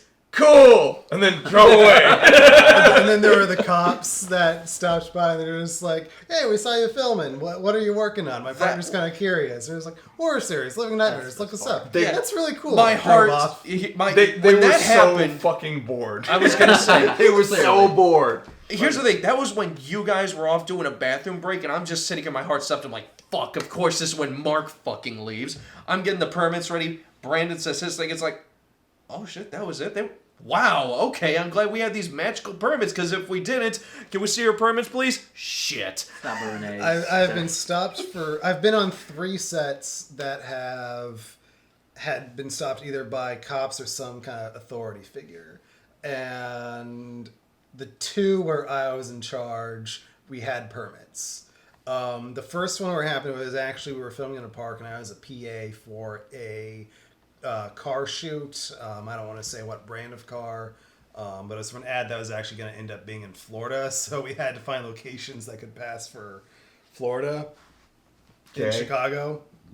Good luck with that. Good luck with that. It was not my job, thankfully. You can do the reverse, but it's very hard to do the opposite. But yeah, we were filming in a park, and we weren't really in the park. We were like in the parking lot of the park. But Still one of the park counts. rangers stopped with the director and was like, "Do you have a permit?" And the director's like, "Well, I thought since this is a small production, we don't need a permit." And the park ranger's like, "Nah, you need a permit. You got to get out of here." Fuck. Like it was the guy acted like it was a total power trip for himself. But still, you got to get permits for parks. That's just It's important. Yeah, it is important. They can be expensive. You're not screwing with the park people. They will. Yeah, they will eject you. Oh yeah. Because they know how much money those permits are worth, and they're like, no, we're not losing out on that funding. Are you out of your mind? No, you're going to need that permit. Yeah. The second time was when I was filming my Watergate documentary in Washington, D.C. And so we were getting exterior shots around the complex, and we were basically across the street. A cop did stop us, and I had all the paperwork in my backpack. So we let him read that over, and while that was going, the camera was on the tripod next to us, and I had Matt and Freddie with me, and we were just kind of just chilling, talking to each other while the cop just kind of looked at the papers. And he just goes, "Okay, everything's in order. Just make sure you don't film that building right there, because that's the Saudi Arabia embassy." So it was like, "Okay, we have no intention of filming that." So it was like, "Okay, you should be good then." Went on his merry way. Cool. And then, of course, the third time was the Living Nightmares story that I just said. And they didn't even stop us. They just wanted to know. They just what wanted to we know were what filming. we were filming. Yeah, I'm just like, thank you, Chicago cops, being in an area where they have nothing to do. Nor do they really care, thankfully. No, God, no. That's the best part. When they don't care that you're just like, as long as you're not bothering anybody, Dude, like I who said, cares? they were so bored. Like, it was the same cops that were sitting around. They were just waiting. They were just trying to find something to happen. That was their territory. So, like, they You know, had that's nothing another going good on thing, that too. night. It's just like, at the very least, we didn't pay for cops to be around, but they were sure as shit there. Oh, yeah, they were very much around. Yeah, Like, we could have like, easily just screamed, "Police!" And they would have been there within a second, just like, "Yo, what up?" Something's happening. What's good? So, David, did you give your any thought? Yeah, I mean, Let's hit it. there was a lot that I enjoyed there. One that's important to me is environment. You gotta have a positive environment. We have fun especially the first 2 episodes, man. We're back there and behind the scenes, joking around. I love that. It makes the work go by easier. Of course. It's amazing. Second, we got to play around with the car mount for the second episode, which was really cool. Never worked with the car mount before, so that was pretty awesome. Neither You did could have we. fooled me. When you were tying the knots for the secondary restraints, you really looked like you knew what you were doing. Yeah, I was sweating a little on the inside. I still say when you and you were doing the roundabout for like going around and getting that shot where you just speed off past the light. Oh, God. Still say you guys should have stopped the car, Dude, took the camera. it would have been a great prank. I wouldn't have known how the fuck to do that. No, there would have been no way for me to Zach, if he had done it, he would not be alive right now. He would not have lived long enough to tell me it was a prank. I believe that. It would have been great because it's just like Oh no, I been would have up to- never got out of the car. Yeah. I would have kept driving. I would be like, would have been ah, we lost the camera. You would have seen Brandon running down the street. You son of a bitch! That actor would have been so scared. Oh my god. he would have just been telling it, just drive. Oh no! I would have been fucking driving. He would have been in a shotgun. I'm like, either put a seatbelt on or tuck and roll, bitch. We gotta go. We gotta go. Louise. We gotta go. With Brandon, though, I don't think there would have been any kind of emotion there. He would have just been Zach Knife. Oh no! It would have been like the T1000 in T2. Would have been running like this shit. Just. It would have been the I would have been dead like Eddie stare Furlong straightforward. trying to get my fucking car to start. Come on! He's getting out. Holy shit, he's actually Arnold Schwarzenegger, come on, do it now. I need somebody to do the shotgun twirling. What's interesting is we've gotten so many people, especially the final shot in the episode where it's the close-up of Jonathan's face as he's freaking out after he drives off. And he's just like speeding, and we've had no less than 2 people ask us, how did you get that shot? Like Marcus said that's his favorite shot in the entire episode, and was like, I have no idea how you guys got it. And my dad, when he watched, he said, I see the actor and I see the reflections moving in the windshield and on the actor's face. So either did you guys film it on a green screen, or Brandon, were you laying on the front of the car? Dude, it's like Jonathan's speeding at like 40. What was he pushing at that point? Like 40? At least 35, 40. At that. Yeah. I was, by the way, for everybody, I was doing a second unit directing on that shot. So, and yes, he was pushing about 40 miles an hour. And he was doing a great job. Oh, that was. I just love how your dad became Charlie Day there for a second and everything else. Like, if you were on the windshield, and then if the flux capacitor needs the DeLorean to go to 8.5 miles an hour, then A plus C equals fish. I don't know. It's gonna be great though. It's gonna be great. It's gonna be great. Zach, favorite story from you? Off the top of my head, I think my favorite moment was getting the panning shot in episode 1, because that was just a very great shot. It's my favorite shot. Oh, the very last? Yeah, the very last shot where It's a Golly great is shot. like, yeah. Like, getting that shot, I'm just like, no, I need this shot to happen this way, and I want it, and we got it. Even though your back was about to break in half, apparently. Which it wasn't originally supposed to be like that. It wasn't, but due to how things were, I'm just like, no, let's get it like this. Let's try to make it happen. Because we're running short on time. So it was originally supposed to be them entering, and then it was going to be like an over-the-shoulder, I think, and then it would end on the shot of the window. End on the window, yes. I forget what the exact shot was. I just remember you and I trying to be as flat as we No. possibly It wasn't could. just you two. So I would get everything set up. I'd get the clapper. all I'd do the three thing, of you. and then I would lay down like this while we're pushing the fan up, trying to get the curtain going and everything like that. Brandon's huddled behind the wall with the camera doing this, just trying to turn it as smoothly as possible, whilst also doing the focus pull. And it's just like, shit. We did like what? It was hard. I think we did was. at least 8 or 9 takes of that. Yeah, one. it was a lot. And I am so happy. The shot I'm happy about though too is the hallway shot, which Brandon and I actually came up with in the scouting of the location. It's a shot. It was a pain in the ass, but I'm really glad that we got it. Both of those shots were a pain in the ass, but I love them to death. It was. Yeah. Me, I feel there are things that could have been done better about the panning shot. But that's just me as a DP. It's like if I knew, like, because we pretty much had to improvise that shot. So, Most of that scene we had to improvise. Yeah, just so because things we had to improvise that shot because of time, I do truly believe that was the best the shot could have been with the circumstances we had.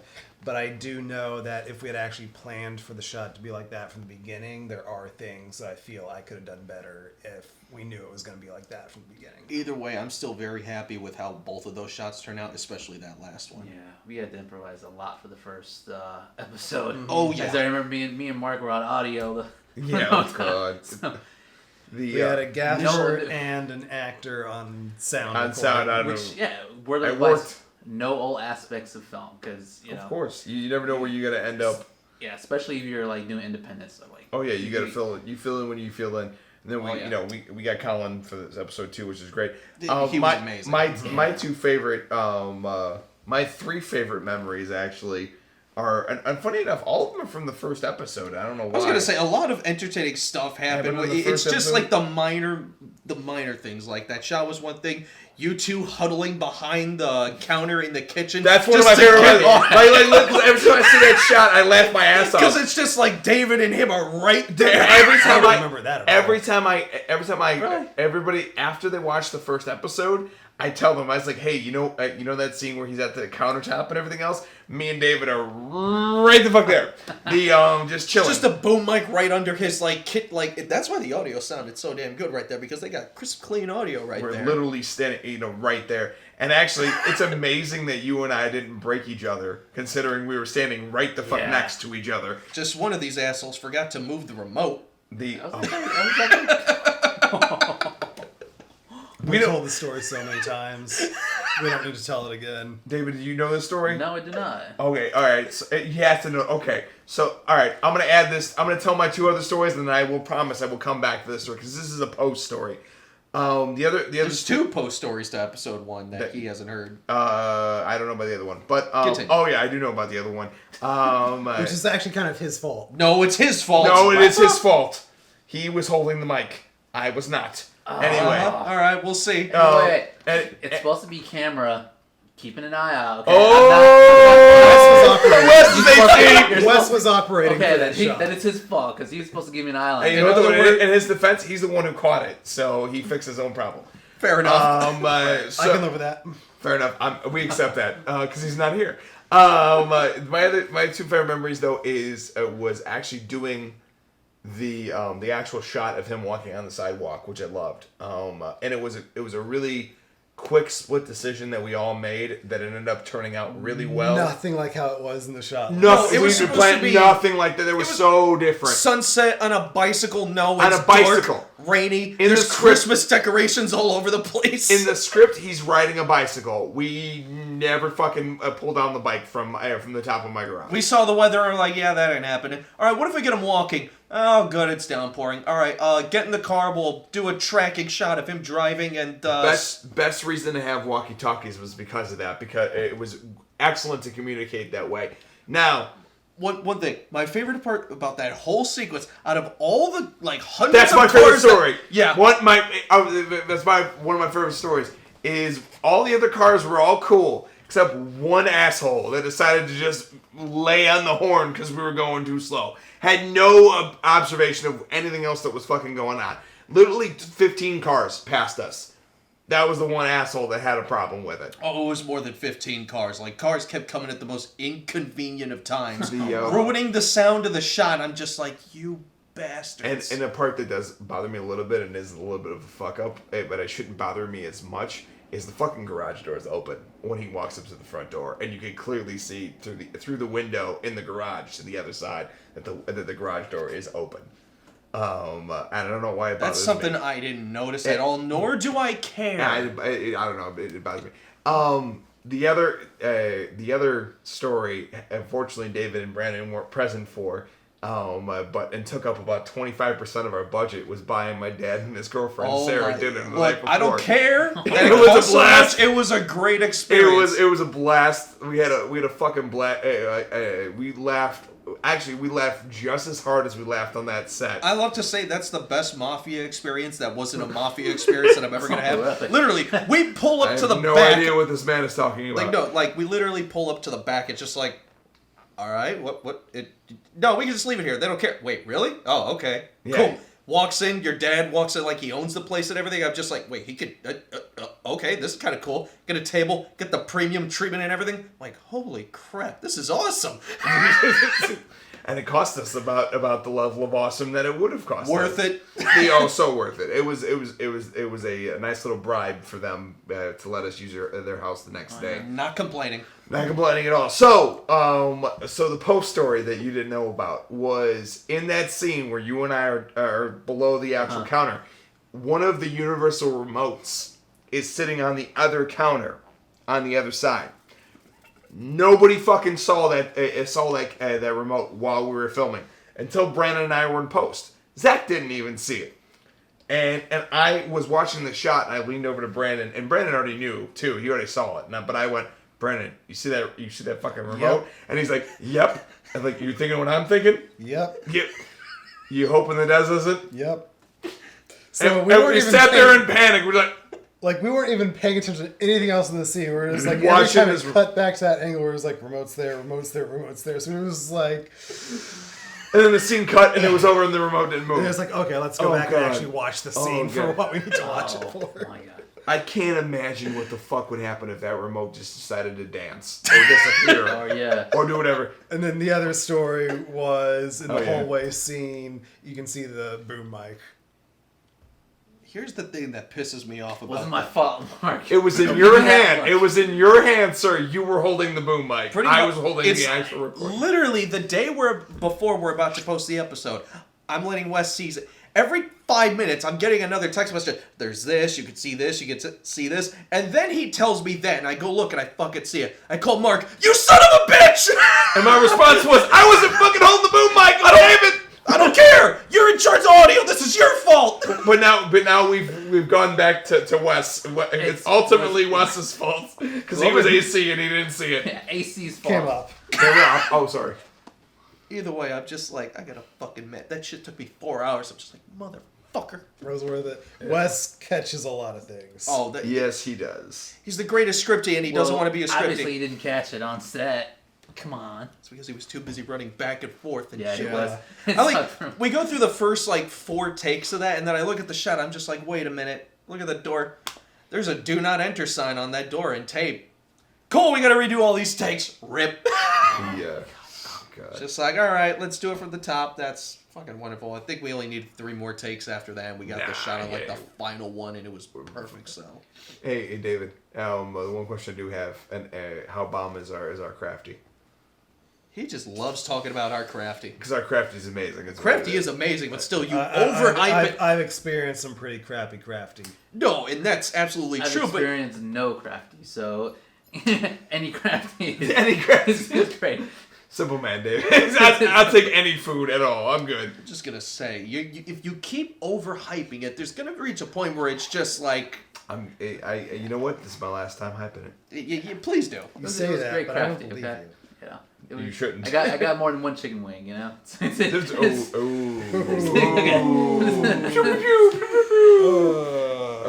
I was there too. I know that story. Let's move on. Yeah. Moving on, It's a kids. story we're not telling for at least another maybe few years. Yeah. So, all right. So, B-Man, We all went through our favorite stories. My question of the podcast is over, so you may go into the production side. All right, so costume and set design and its importance. When you make a movie, you're essentially creating a false reality for your audience. Escapism is another word. Basically, you want to draw your audience into the story as best as you can. And I feel like, especially on the lowest end of independent productions, set and costumes, production design and costume design get overlooked.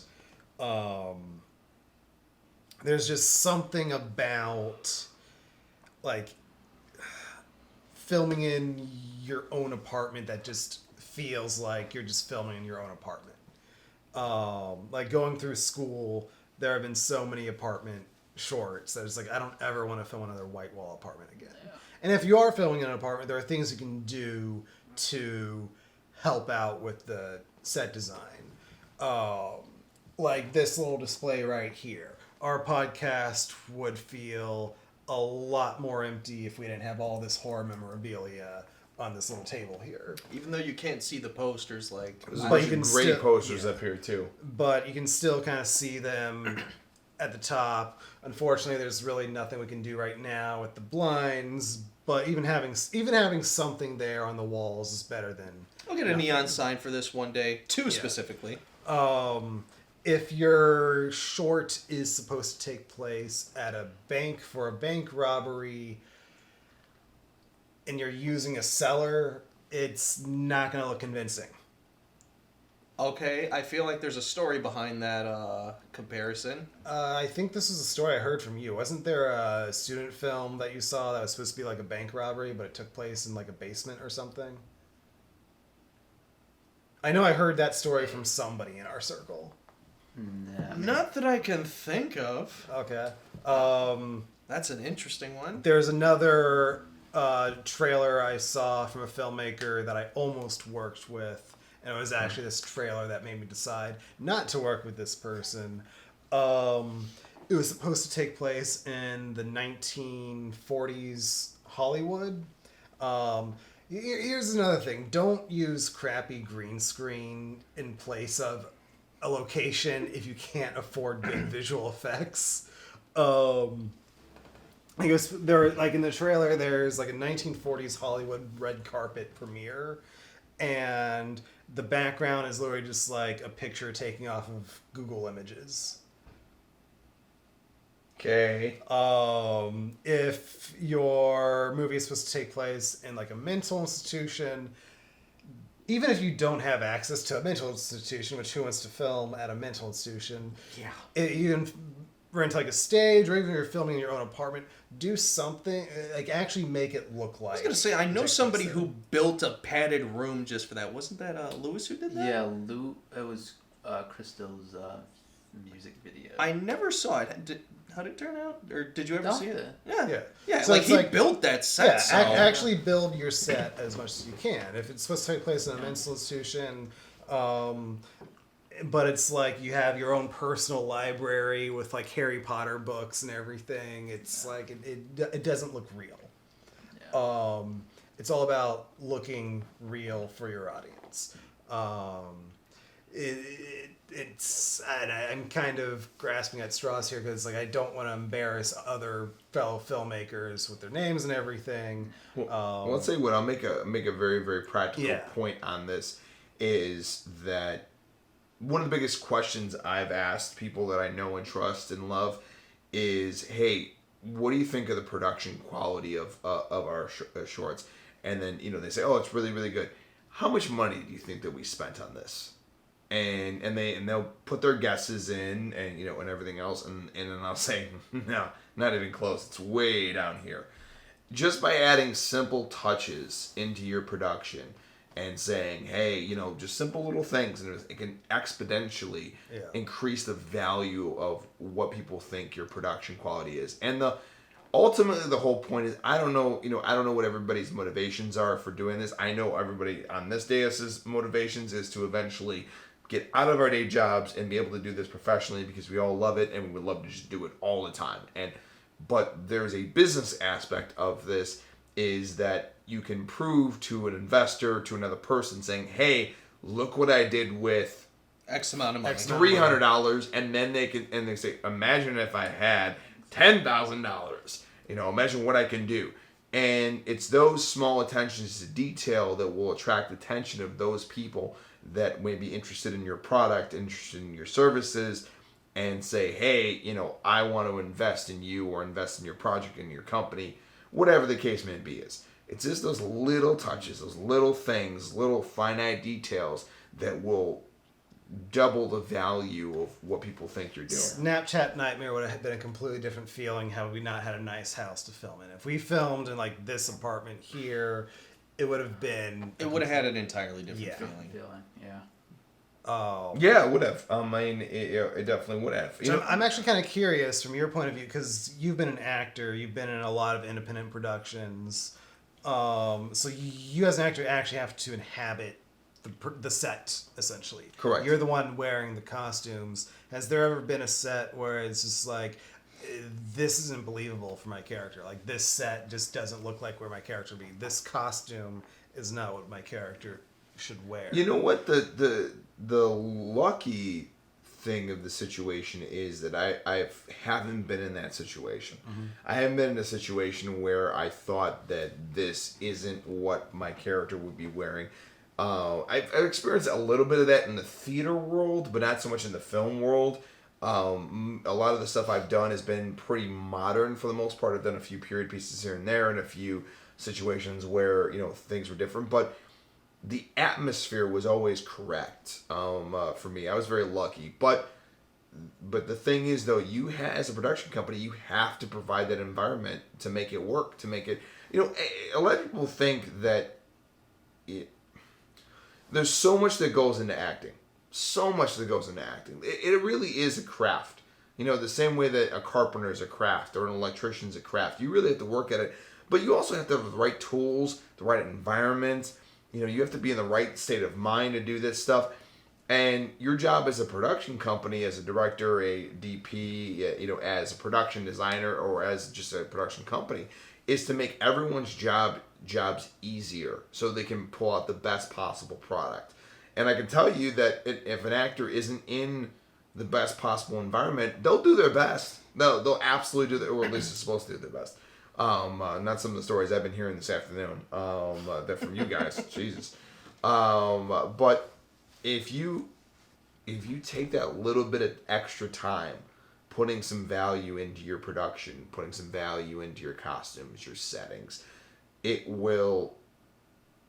And after an unexpected battery dying, we are back. Problems on sets, they happen.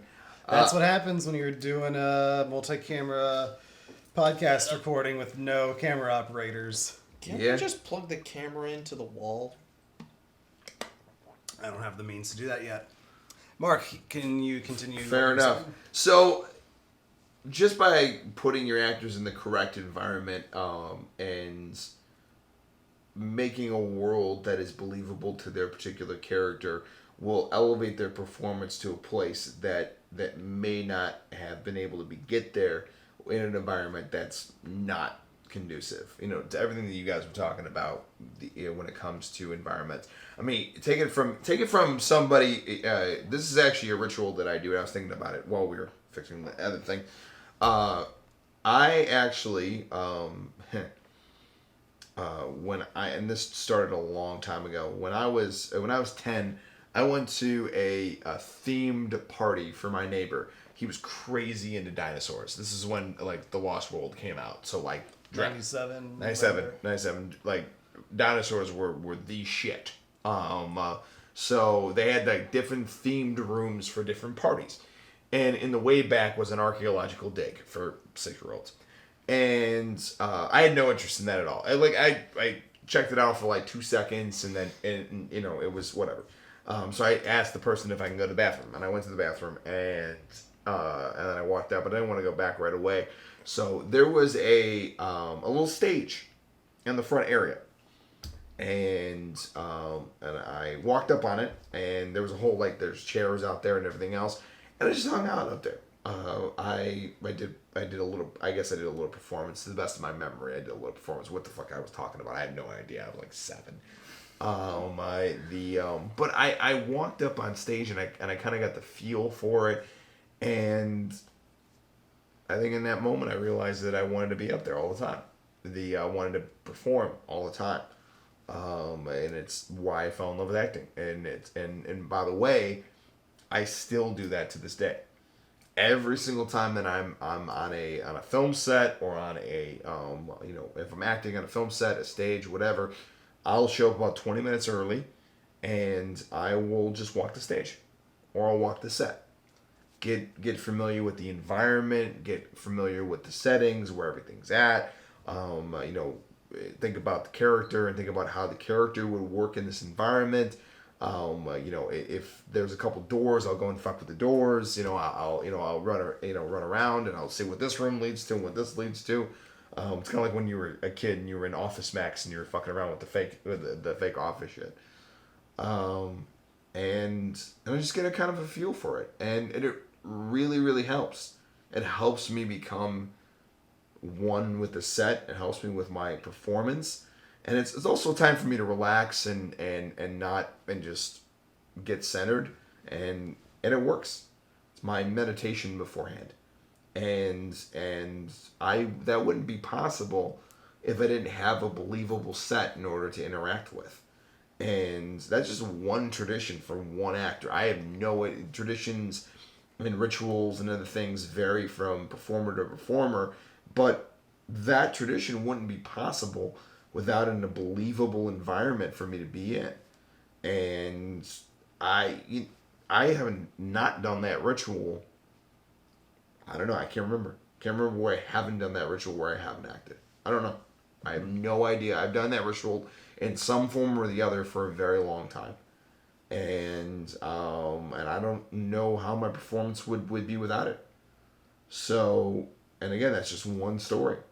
So it's in your best interest, from an acting perspective, from your actor's perspective, to have an environment that is conducive to their charactering and they can give you the best possible performance. I know it works for me. Yeah. And in set design, production design, there are a lot of little minute details that go into it too. Like with Living Nightmares episode 2, the bag lady, we wanted to create a sense of isolation. And the thing is, even though we were filming at like 2, 3 a.m. There's still people in the street. There were still people in the street. There were still the occasional cars passing by. We had to be very careful about what takes we used, if there was a car passing by, or if we could hear a car in the sound recording. There was even, I think it was like 2 or 3 frames in the background that I had Zach mask out, where you could just very much in the back window, you would just see like one little glare of a light. Oh no, I saw that. And here's the thing that you didn't know about that shot was just an unfinished mask when you saw it, because originally a car actually passes by that whole frame. Okay. Yeah, so that's just one of the things you just didn't see. I only saw the little bit in the background. Yeah, pretty right. much. So in that whole. Regardless, though, those 2 or 3 frames took me out of the isolation. Correct. There was a lot of lights in cars I had to mask out of that just because the performances were so good. Like, even the very first, well, not the very first, second shot of the film where they're driving, you got the 2 characters driving and they're talking and stuff. There's a fucking asshole car that pulls in at one point, and you can see it all the way in the back, the headlights and everything like that. And I spent like a day and a half trying to figure out, all right, how am I going to mask this out without affecting all the lights that because it's hitting. The cars are reflecting the light and everything like that. So I had to spend like a day and a half trying to figure out how I'm going to mask that out to where it's not really noticeable. It's still there. You could see it, but I make it dim and stuff like that to the point where it's not as noticing and it affects the other shot. It's weird. And then, there's a plethora of other scenes where there's cars where I'm just like, mask gone, fuck you, fuck you, fuck you. All to create a sense of isolation for the character. He does that when he's in front of his computer. What if, and everybody wonders, why the fuck you think Jaws took so long to film? It wasn't just all the dealing with the saltwater and shit like that. It was all the sailboats that were going to the fucking frame. Like, you know, like, and I remember Are you guys filming a movie? I remember Imagine that in the middle of just a lake, water, beach, ocean, wherever. That's worse. You guys than cars. filming a movie? Like, no. Like, I mean, like the one guy, you know, I remember one of their guys on set knew as they were interviewing him in that documentary, and he's like, it's like you know, you would have sailboats that would come out from all the islands and everything else. You can't have those sailboats out there. It looks like people are having fun. And Steven Spielberg had to make decisions like, hey, there's a sailboat coming, but it's not in frame yet. We got about like 10 minutes. Let's see if we can go and do the shot. Like that's the reason That's why. something you don't think of when you're shooting in the ocean. Like, hold for sailboat. Are you freaking serious? Yeah, dude, I remember Richard Dreyfuss was saying like you would have to wait for the sailboat to go by, and you hope that this didn't happen. The new fucking sailboat would come by. Richard Dreyfuss is great. Yeah. What was Roy Schneider's line and everything else? It isn't the time that it takes to take the shot, but it's time between it's the time that it takes between the takes that takes the time to take.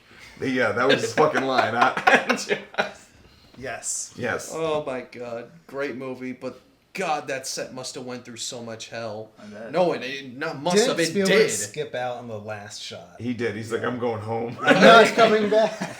I'm going home. You can't make me. I've been through enough hell. He was on the plane with Richard Dreyfuss. Richard Dreyfuss turned to him and was like, hey, how'd the last shot go? He's like, it's happening right now. Wait, what? Yeah, so set design is very important. Yeah,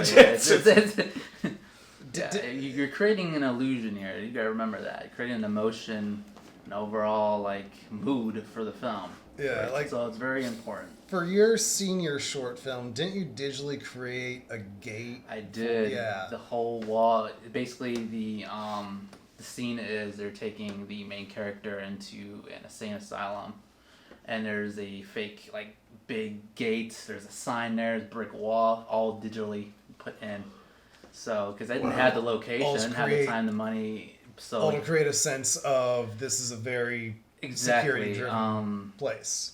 It comes down to like my last project I did in film school, where the scene called for, well, the script was about reimagining a scene from a film. So I did Pulp Fiction. So the scene is this woman's giving birth, and the whole scene with Samuel Jackson is like, what's my name? What? Say what again? That's the scene that I chose. But so the my script is the girl's giving birth, so we're doing all that, and then the scene takes place in the hospital.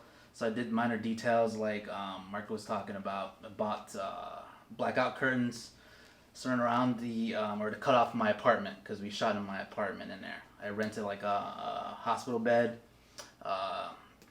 scrubs for the doctor, gown for the girl. So it was important to create that sense of we're in the hospital. So you actually And did it's it. Now really- that I think about it, you did a lot for that one. Yeah, but it was More cheap, than that though. It project wasn't- deserve, especially for that class. Oh my god. I did, but it comes down to like what Brandon said too. If you had the choice between doing the green screen and building your own set for cheap, build your own set. Yeah. So Find stuff that you can return. Yeah, Practical will always win out. exactly, and that's exactly what I did. I returned the curtains back to Target. So, Zach, any thoughts on that about set design? It's super important. I think the one that set design and costume definitely had the biggest influence on me, and I really took into consideration how important it was for my dream sequence, which I shot 4 or 5 years ago at this point. Pretty much this girl, she going out on her back deck and laying right in front of her pool and everything like that. So I shot this at my mom's old place, and the backyard and house kind of looked like crap, but the pool looked great. The deck where the pool was looked great. So I'm just like, all right, how can I spiff this up, make it look fancier? And Wes bought a lot of his kit, his fog machine, his like LEDs and stuff like that, and he threw out the idea. He's like, what if you take these LED strips and put them around the actual rim of like the fence and like the railing and stuff like that? And I'm like, that's a freaking great idea. So, and they were multicolored too, so when we put them up, we turned them blue and everything like that, and I'm like, that's good. So we're going to start the picture off where the lights are blue. And then she falls asleep. And then the whole dream sequence starts happening. The demon starts torturing her and all that. She goes through 3 different locations: a dark abyss, a pool, and eventually this dark, decrepit-looking chamber that was really just my parents' basement. And yeah, I did a whole bunch of things. Like when she wakes up from the dream and she's possessed, the lights aren't blue anymore; they're red. I changed the color of the fog, and I did a lot for that one. It was a lot of fun. Yeah. First night was a little bit crazy though. It actually didn't go the way I originally intended. So what I originally wanted to do was instead of doing the dark abyss, that was thought of last minute because we didn't have enough time to film everything. I wanted to shoot my back alleyway just because I could get all 3 scenes done in one night. But due to time constraints, it's just like, no, this ain't happening. Everything was taking too long to do. So I wanted to get those 2 scenes done at the very least because the beginning one and the end one were the most important. And then I thought about it. I'm like, all right, instead of reshooting here, because that would be a pain in the ass, what else can I do to make it work? And then I thought, I could just go in the green screen room, turn it into a dark abyss. Thank you, David. And everything will work out just fine. And it ended up doing that, and it looked great. And I still love that piece to this day. It's one of my favorite things that I personally did, directing, writing, and all that stuff. And it was fucking awesome. It's gory. Yeah, the effects were great. Everything about it, I love. It's important. Texture definitely, I think, is probably the most important part for set design and costume. I think you just gotta know. You have to think about, do you want the wardrobe to be shiny, sheer, and then you have to think about the lights. So texture is definitely important. Like Zach was talking about the fog, to create that eerie atmosphere helps the mood and the overall experience for the viewers. So. Yeah, like my demon, I wanted to be like this soulless, faceless, dark, demonic thing of a husk. So I'm just like, all right, what can I do? Originally, I wanted to have smoke and fog emit from the body, but I didn't have enough time or money to build the contraption that would have been needed to do that. So it was either do that or I sacrificed the pool fog, and I'm like, no, we need the pool fog. So I did that. Yeah. Essentially, what I did to create the costume was just give her a full black mask so the character could see through it, and give her this thin black hoodie that looked kind of like a Reaper's cloak and all that, and it worked out just fine. She was able to do the sleek, creepy movements and all that, and she was able to breathe underwater somehow. The texture in that music video he's talking about helped us a lot with lighting, because everything we had a bounce coming from. We had the fog, we had the water, we had the chains. Helped. Texture is very important. The one thing I will say too, because about costumes in particular, even if you have a modern piece where you dress like us and everything, ask questions and pay attention to it. I understand that a lot of times it's really easy to just say, oh, well, this character's just a normal person and everything else. Just bring what you normally wear. No. Think about their personality. Yeah, correct. Ask questions about this particular character, and then talk with your actors, especially the directors that are out there listening. Talk with your costume designer and your costume supervisor and your actors, and say, hey, I know you are for this independent feature bringing your own clothes, but what do you think that your character would be wearing? And then go ahead and give me 3 options, take pictures of them, and then send them to me the night before. I'll take a look at them. And then I'll tell you which one to send. And if you're not 100% sure, just by doing the pictures, have them bring all the outfits. There's a way to figure it out. Yeah. Have them bring all the outfits, and then they can try them all on, and then you make a decision. Don't just settle for, it's a modern piece, and they can just wear whatever. Yeah. No. Think about color, too. Color schemes for films can really add to the tone. I think of the first season of Breaking Bad. Vince Gilligan was very adamant about the color of his characters' costumes. Like, he would have Skylar, Walter White's wife, wearing blue because she's in his innocent part of his life. But then Jesse, the person that Walt's cooking the meth with, he's wearing yellow because of how frantic his life is. And then Walter would often wear a lot of green because he's caught in between the 2 worlds there. And as the series progresses, the colors of the characters' costumes do reflect the changes within the characters themselves. So Breaking Bad is, I think, a masterpiece of modern day costume design. On a metaphorical level. Yeah, oh yeah. Yeah, absolutely. One thing I would definitely say that I kind of differentiate from Mark is I wouldn't really talk to my actors about their costume. Well, not like, what do you think? That's more of a writer and director question. Now, the time I would actually differentiate from that is if this actor has been playing a certain role for a while and they know that role. Because eventually, if an actor keeps replaying the same role or whatever, they're going to become that character. And they're Bruce going Campbell knows what he's going to do for Ash. Exactly. Yeah. Like, nobody's going to tell Bruce Campbell how to play Ash. Yeah, and get away with it. No. I'm sorry, that's just not going to happen. So, something like that's the exception, but if they're just starting that role for the first time, you're the director or you're the writer, that's your input. Write a backstory for your character. It really helps. Or, I mean, even just look at the four of us, what we're wearing. I think Explorer Kitty of yesteryear riding a rocket-powered shark says a lot. And this jerk right here wearing a tie-dye shirt and a Hawaiian shirt says a lot about his character. And then he wears yellow like a dick. Yeah, and I'm an epic fail, so it's Yeah, all right. epic But you're fail. our epic fail. Wait, that's so much better. So, Well, also, it's from the alley of Chicago, which was one of the greatest places in this city, and then they closed down. well, I mean, they moved across the I heard street. I heard they closed down again. Did Like they? they're gone No, again. No, they moved to Taboo.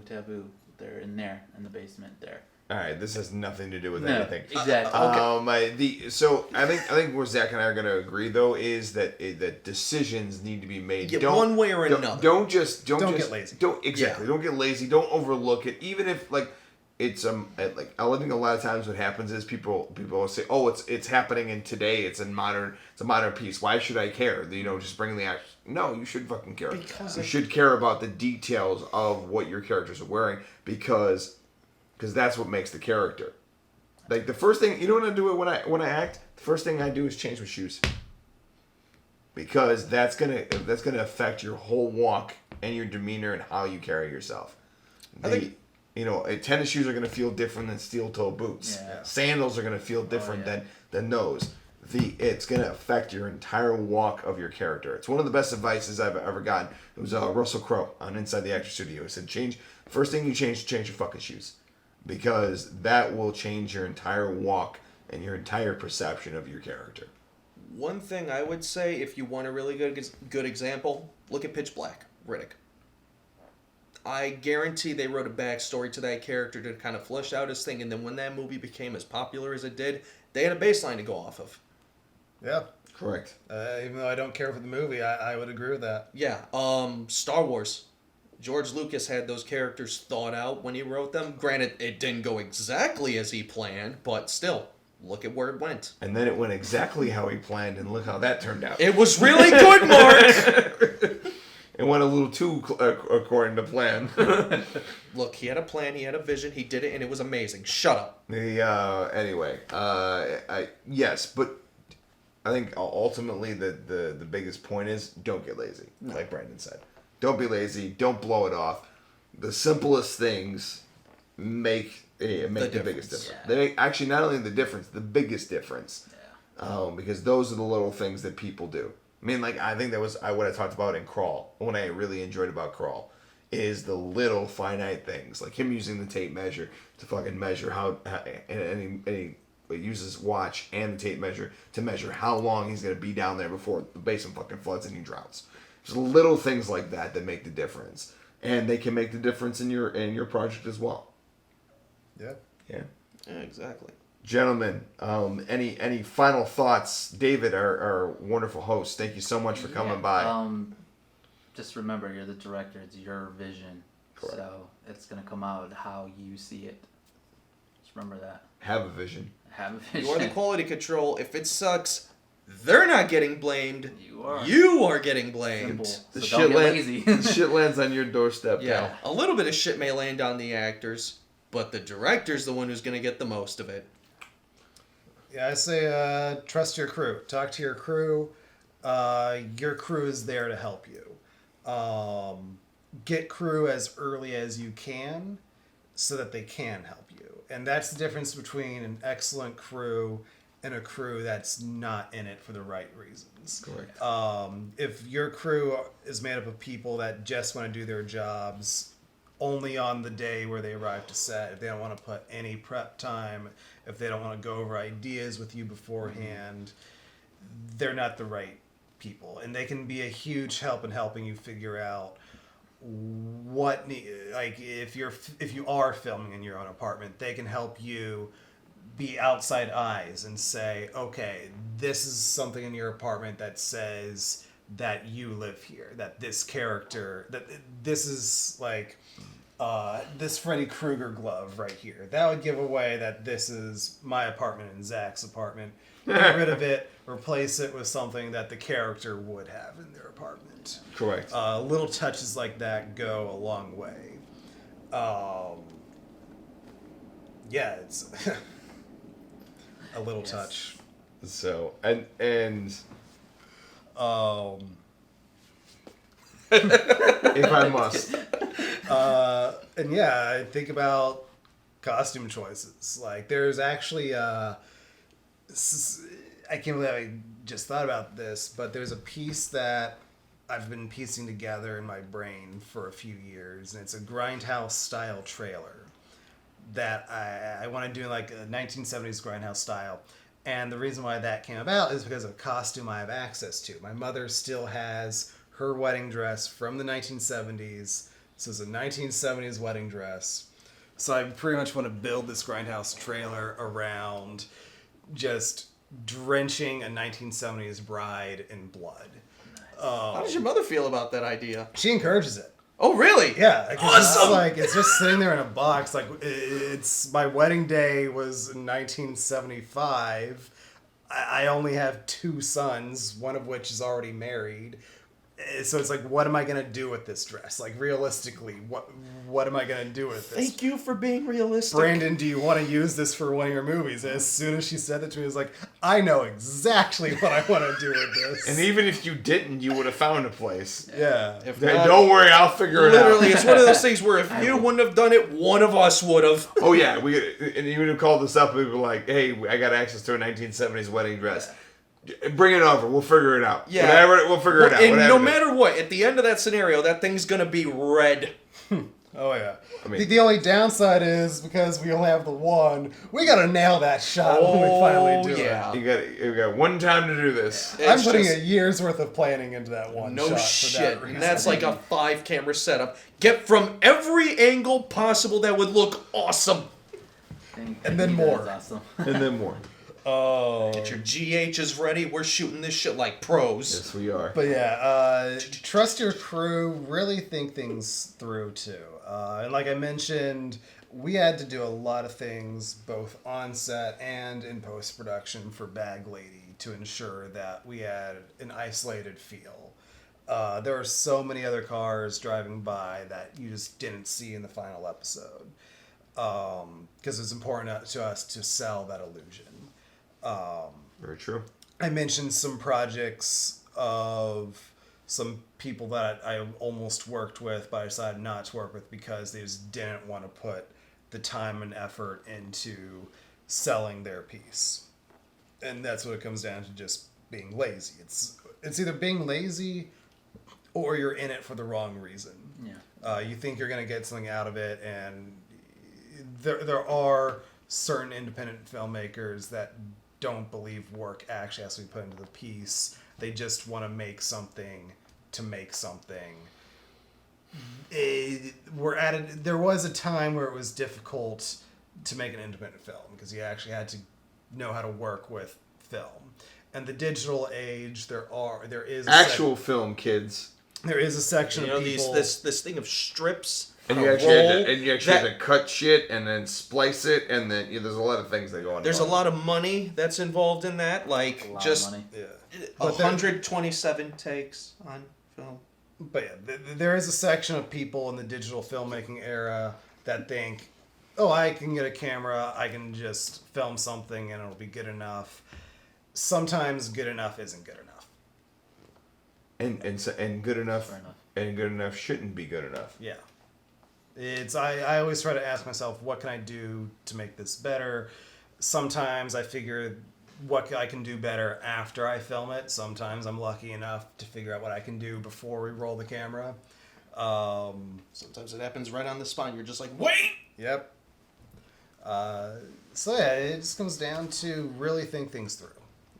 Yeah. Would this be a believable location? Or if I don't have a believable location, what can I do to make it believable? It starts with simple questions like that. Correct. And I think that my biggest thing is obviously don't be lazy to add off to what you're doing. And in a lot of cases, the smallest things make the biggest splash. They don't have to be huge, dramatic sets. It's the simplest stuff. Film is very intimate. It's a very intimate art. You're showing a very specific. I was watching that commercial for Ron Howard to teach his master class, and he had a great quote which I really loved and everything else. He's like, it does not matter what the fuck's going on any other else. The only thing you need to be concerned about is whatever the fuck is going on in that frame at that time. Nothing else matters outside of that. Don't worry about it. Just here, That's it. And in here, the simplest things, the finite things, really make the difference and can catapult you from appearing like good enough to excellent, to above everyone else. And that's what's really going to carry you. That's what's really going to. It's those finite details in anything, any facet of this. It's any set design, costume design, directing, editing, acting, lighting design, DP, even the grafters and the grips and everybody.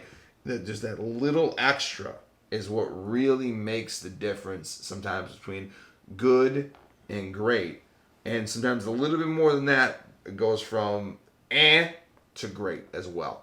So put in the extra effort, do the work.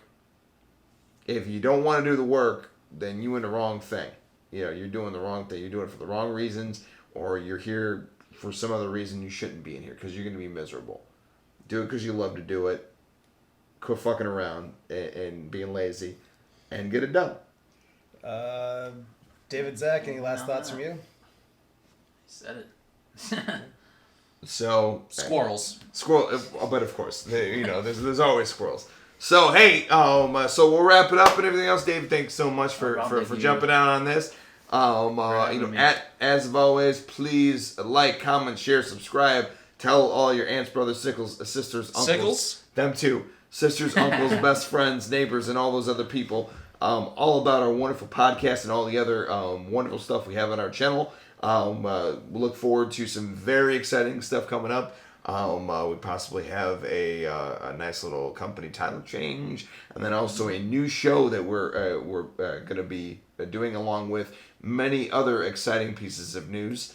Every day we are working to expand this this whole network, everything about this. We want to make it bigger, better, and the best horror channel on the internet because because reasons, because we want to, but we can't do that without you. So please, tell everybody about this.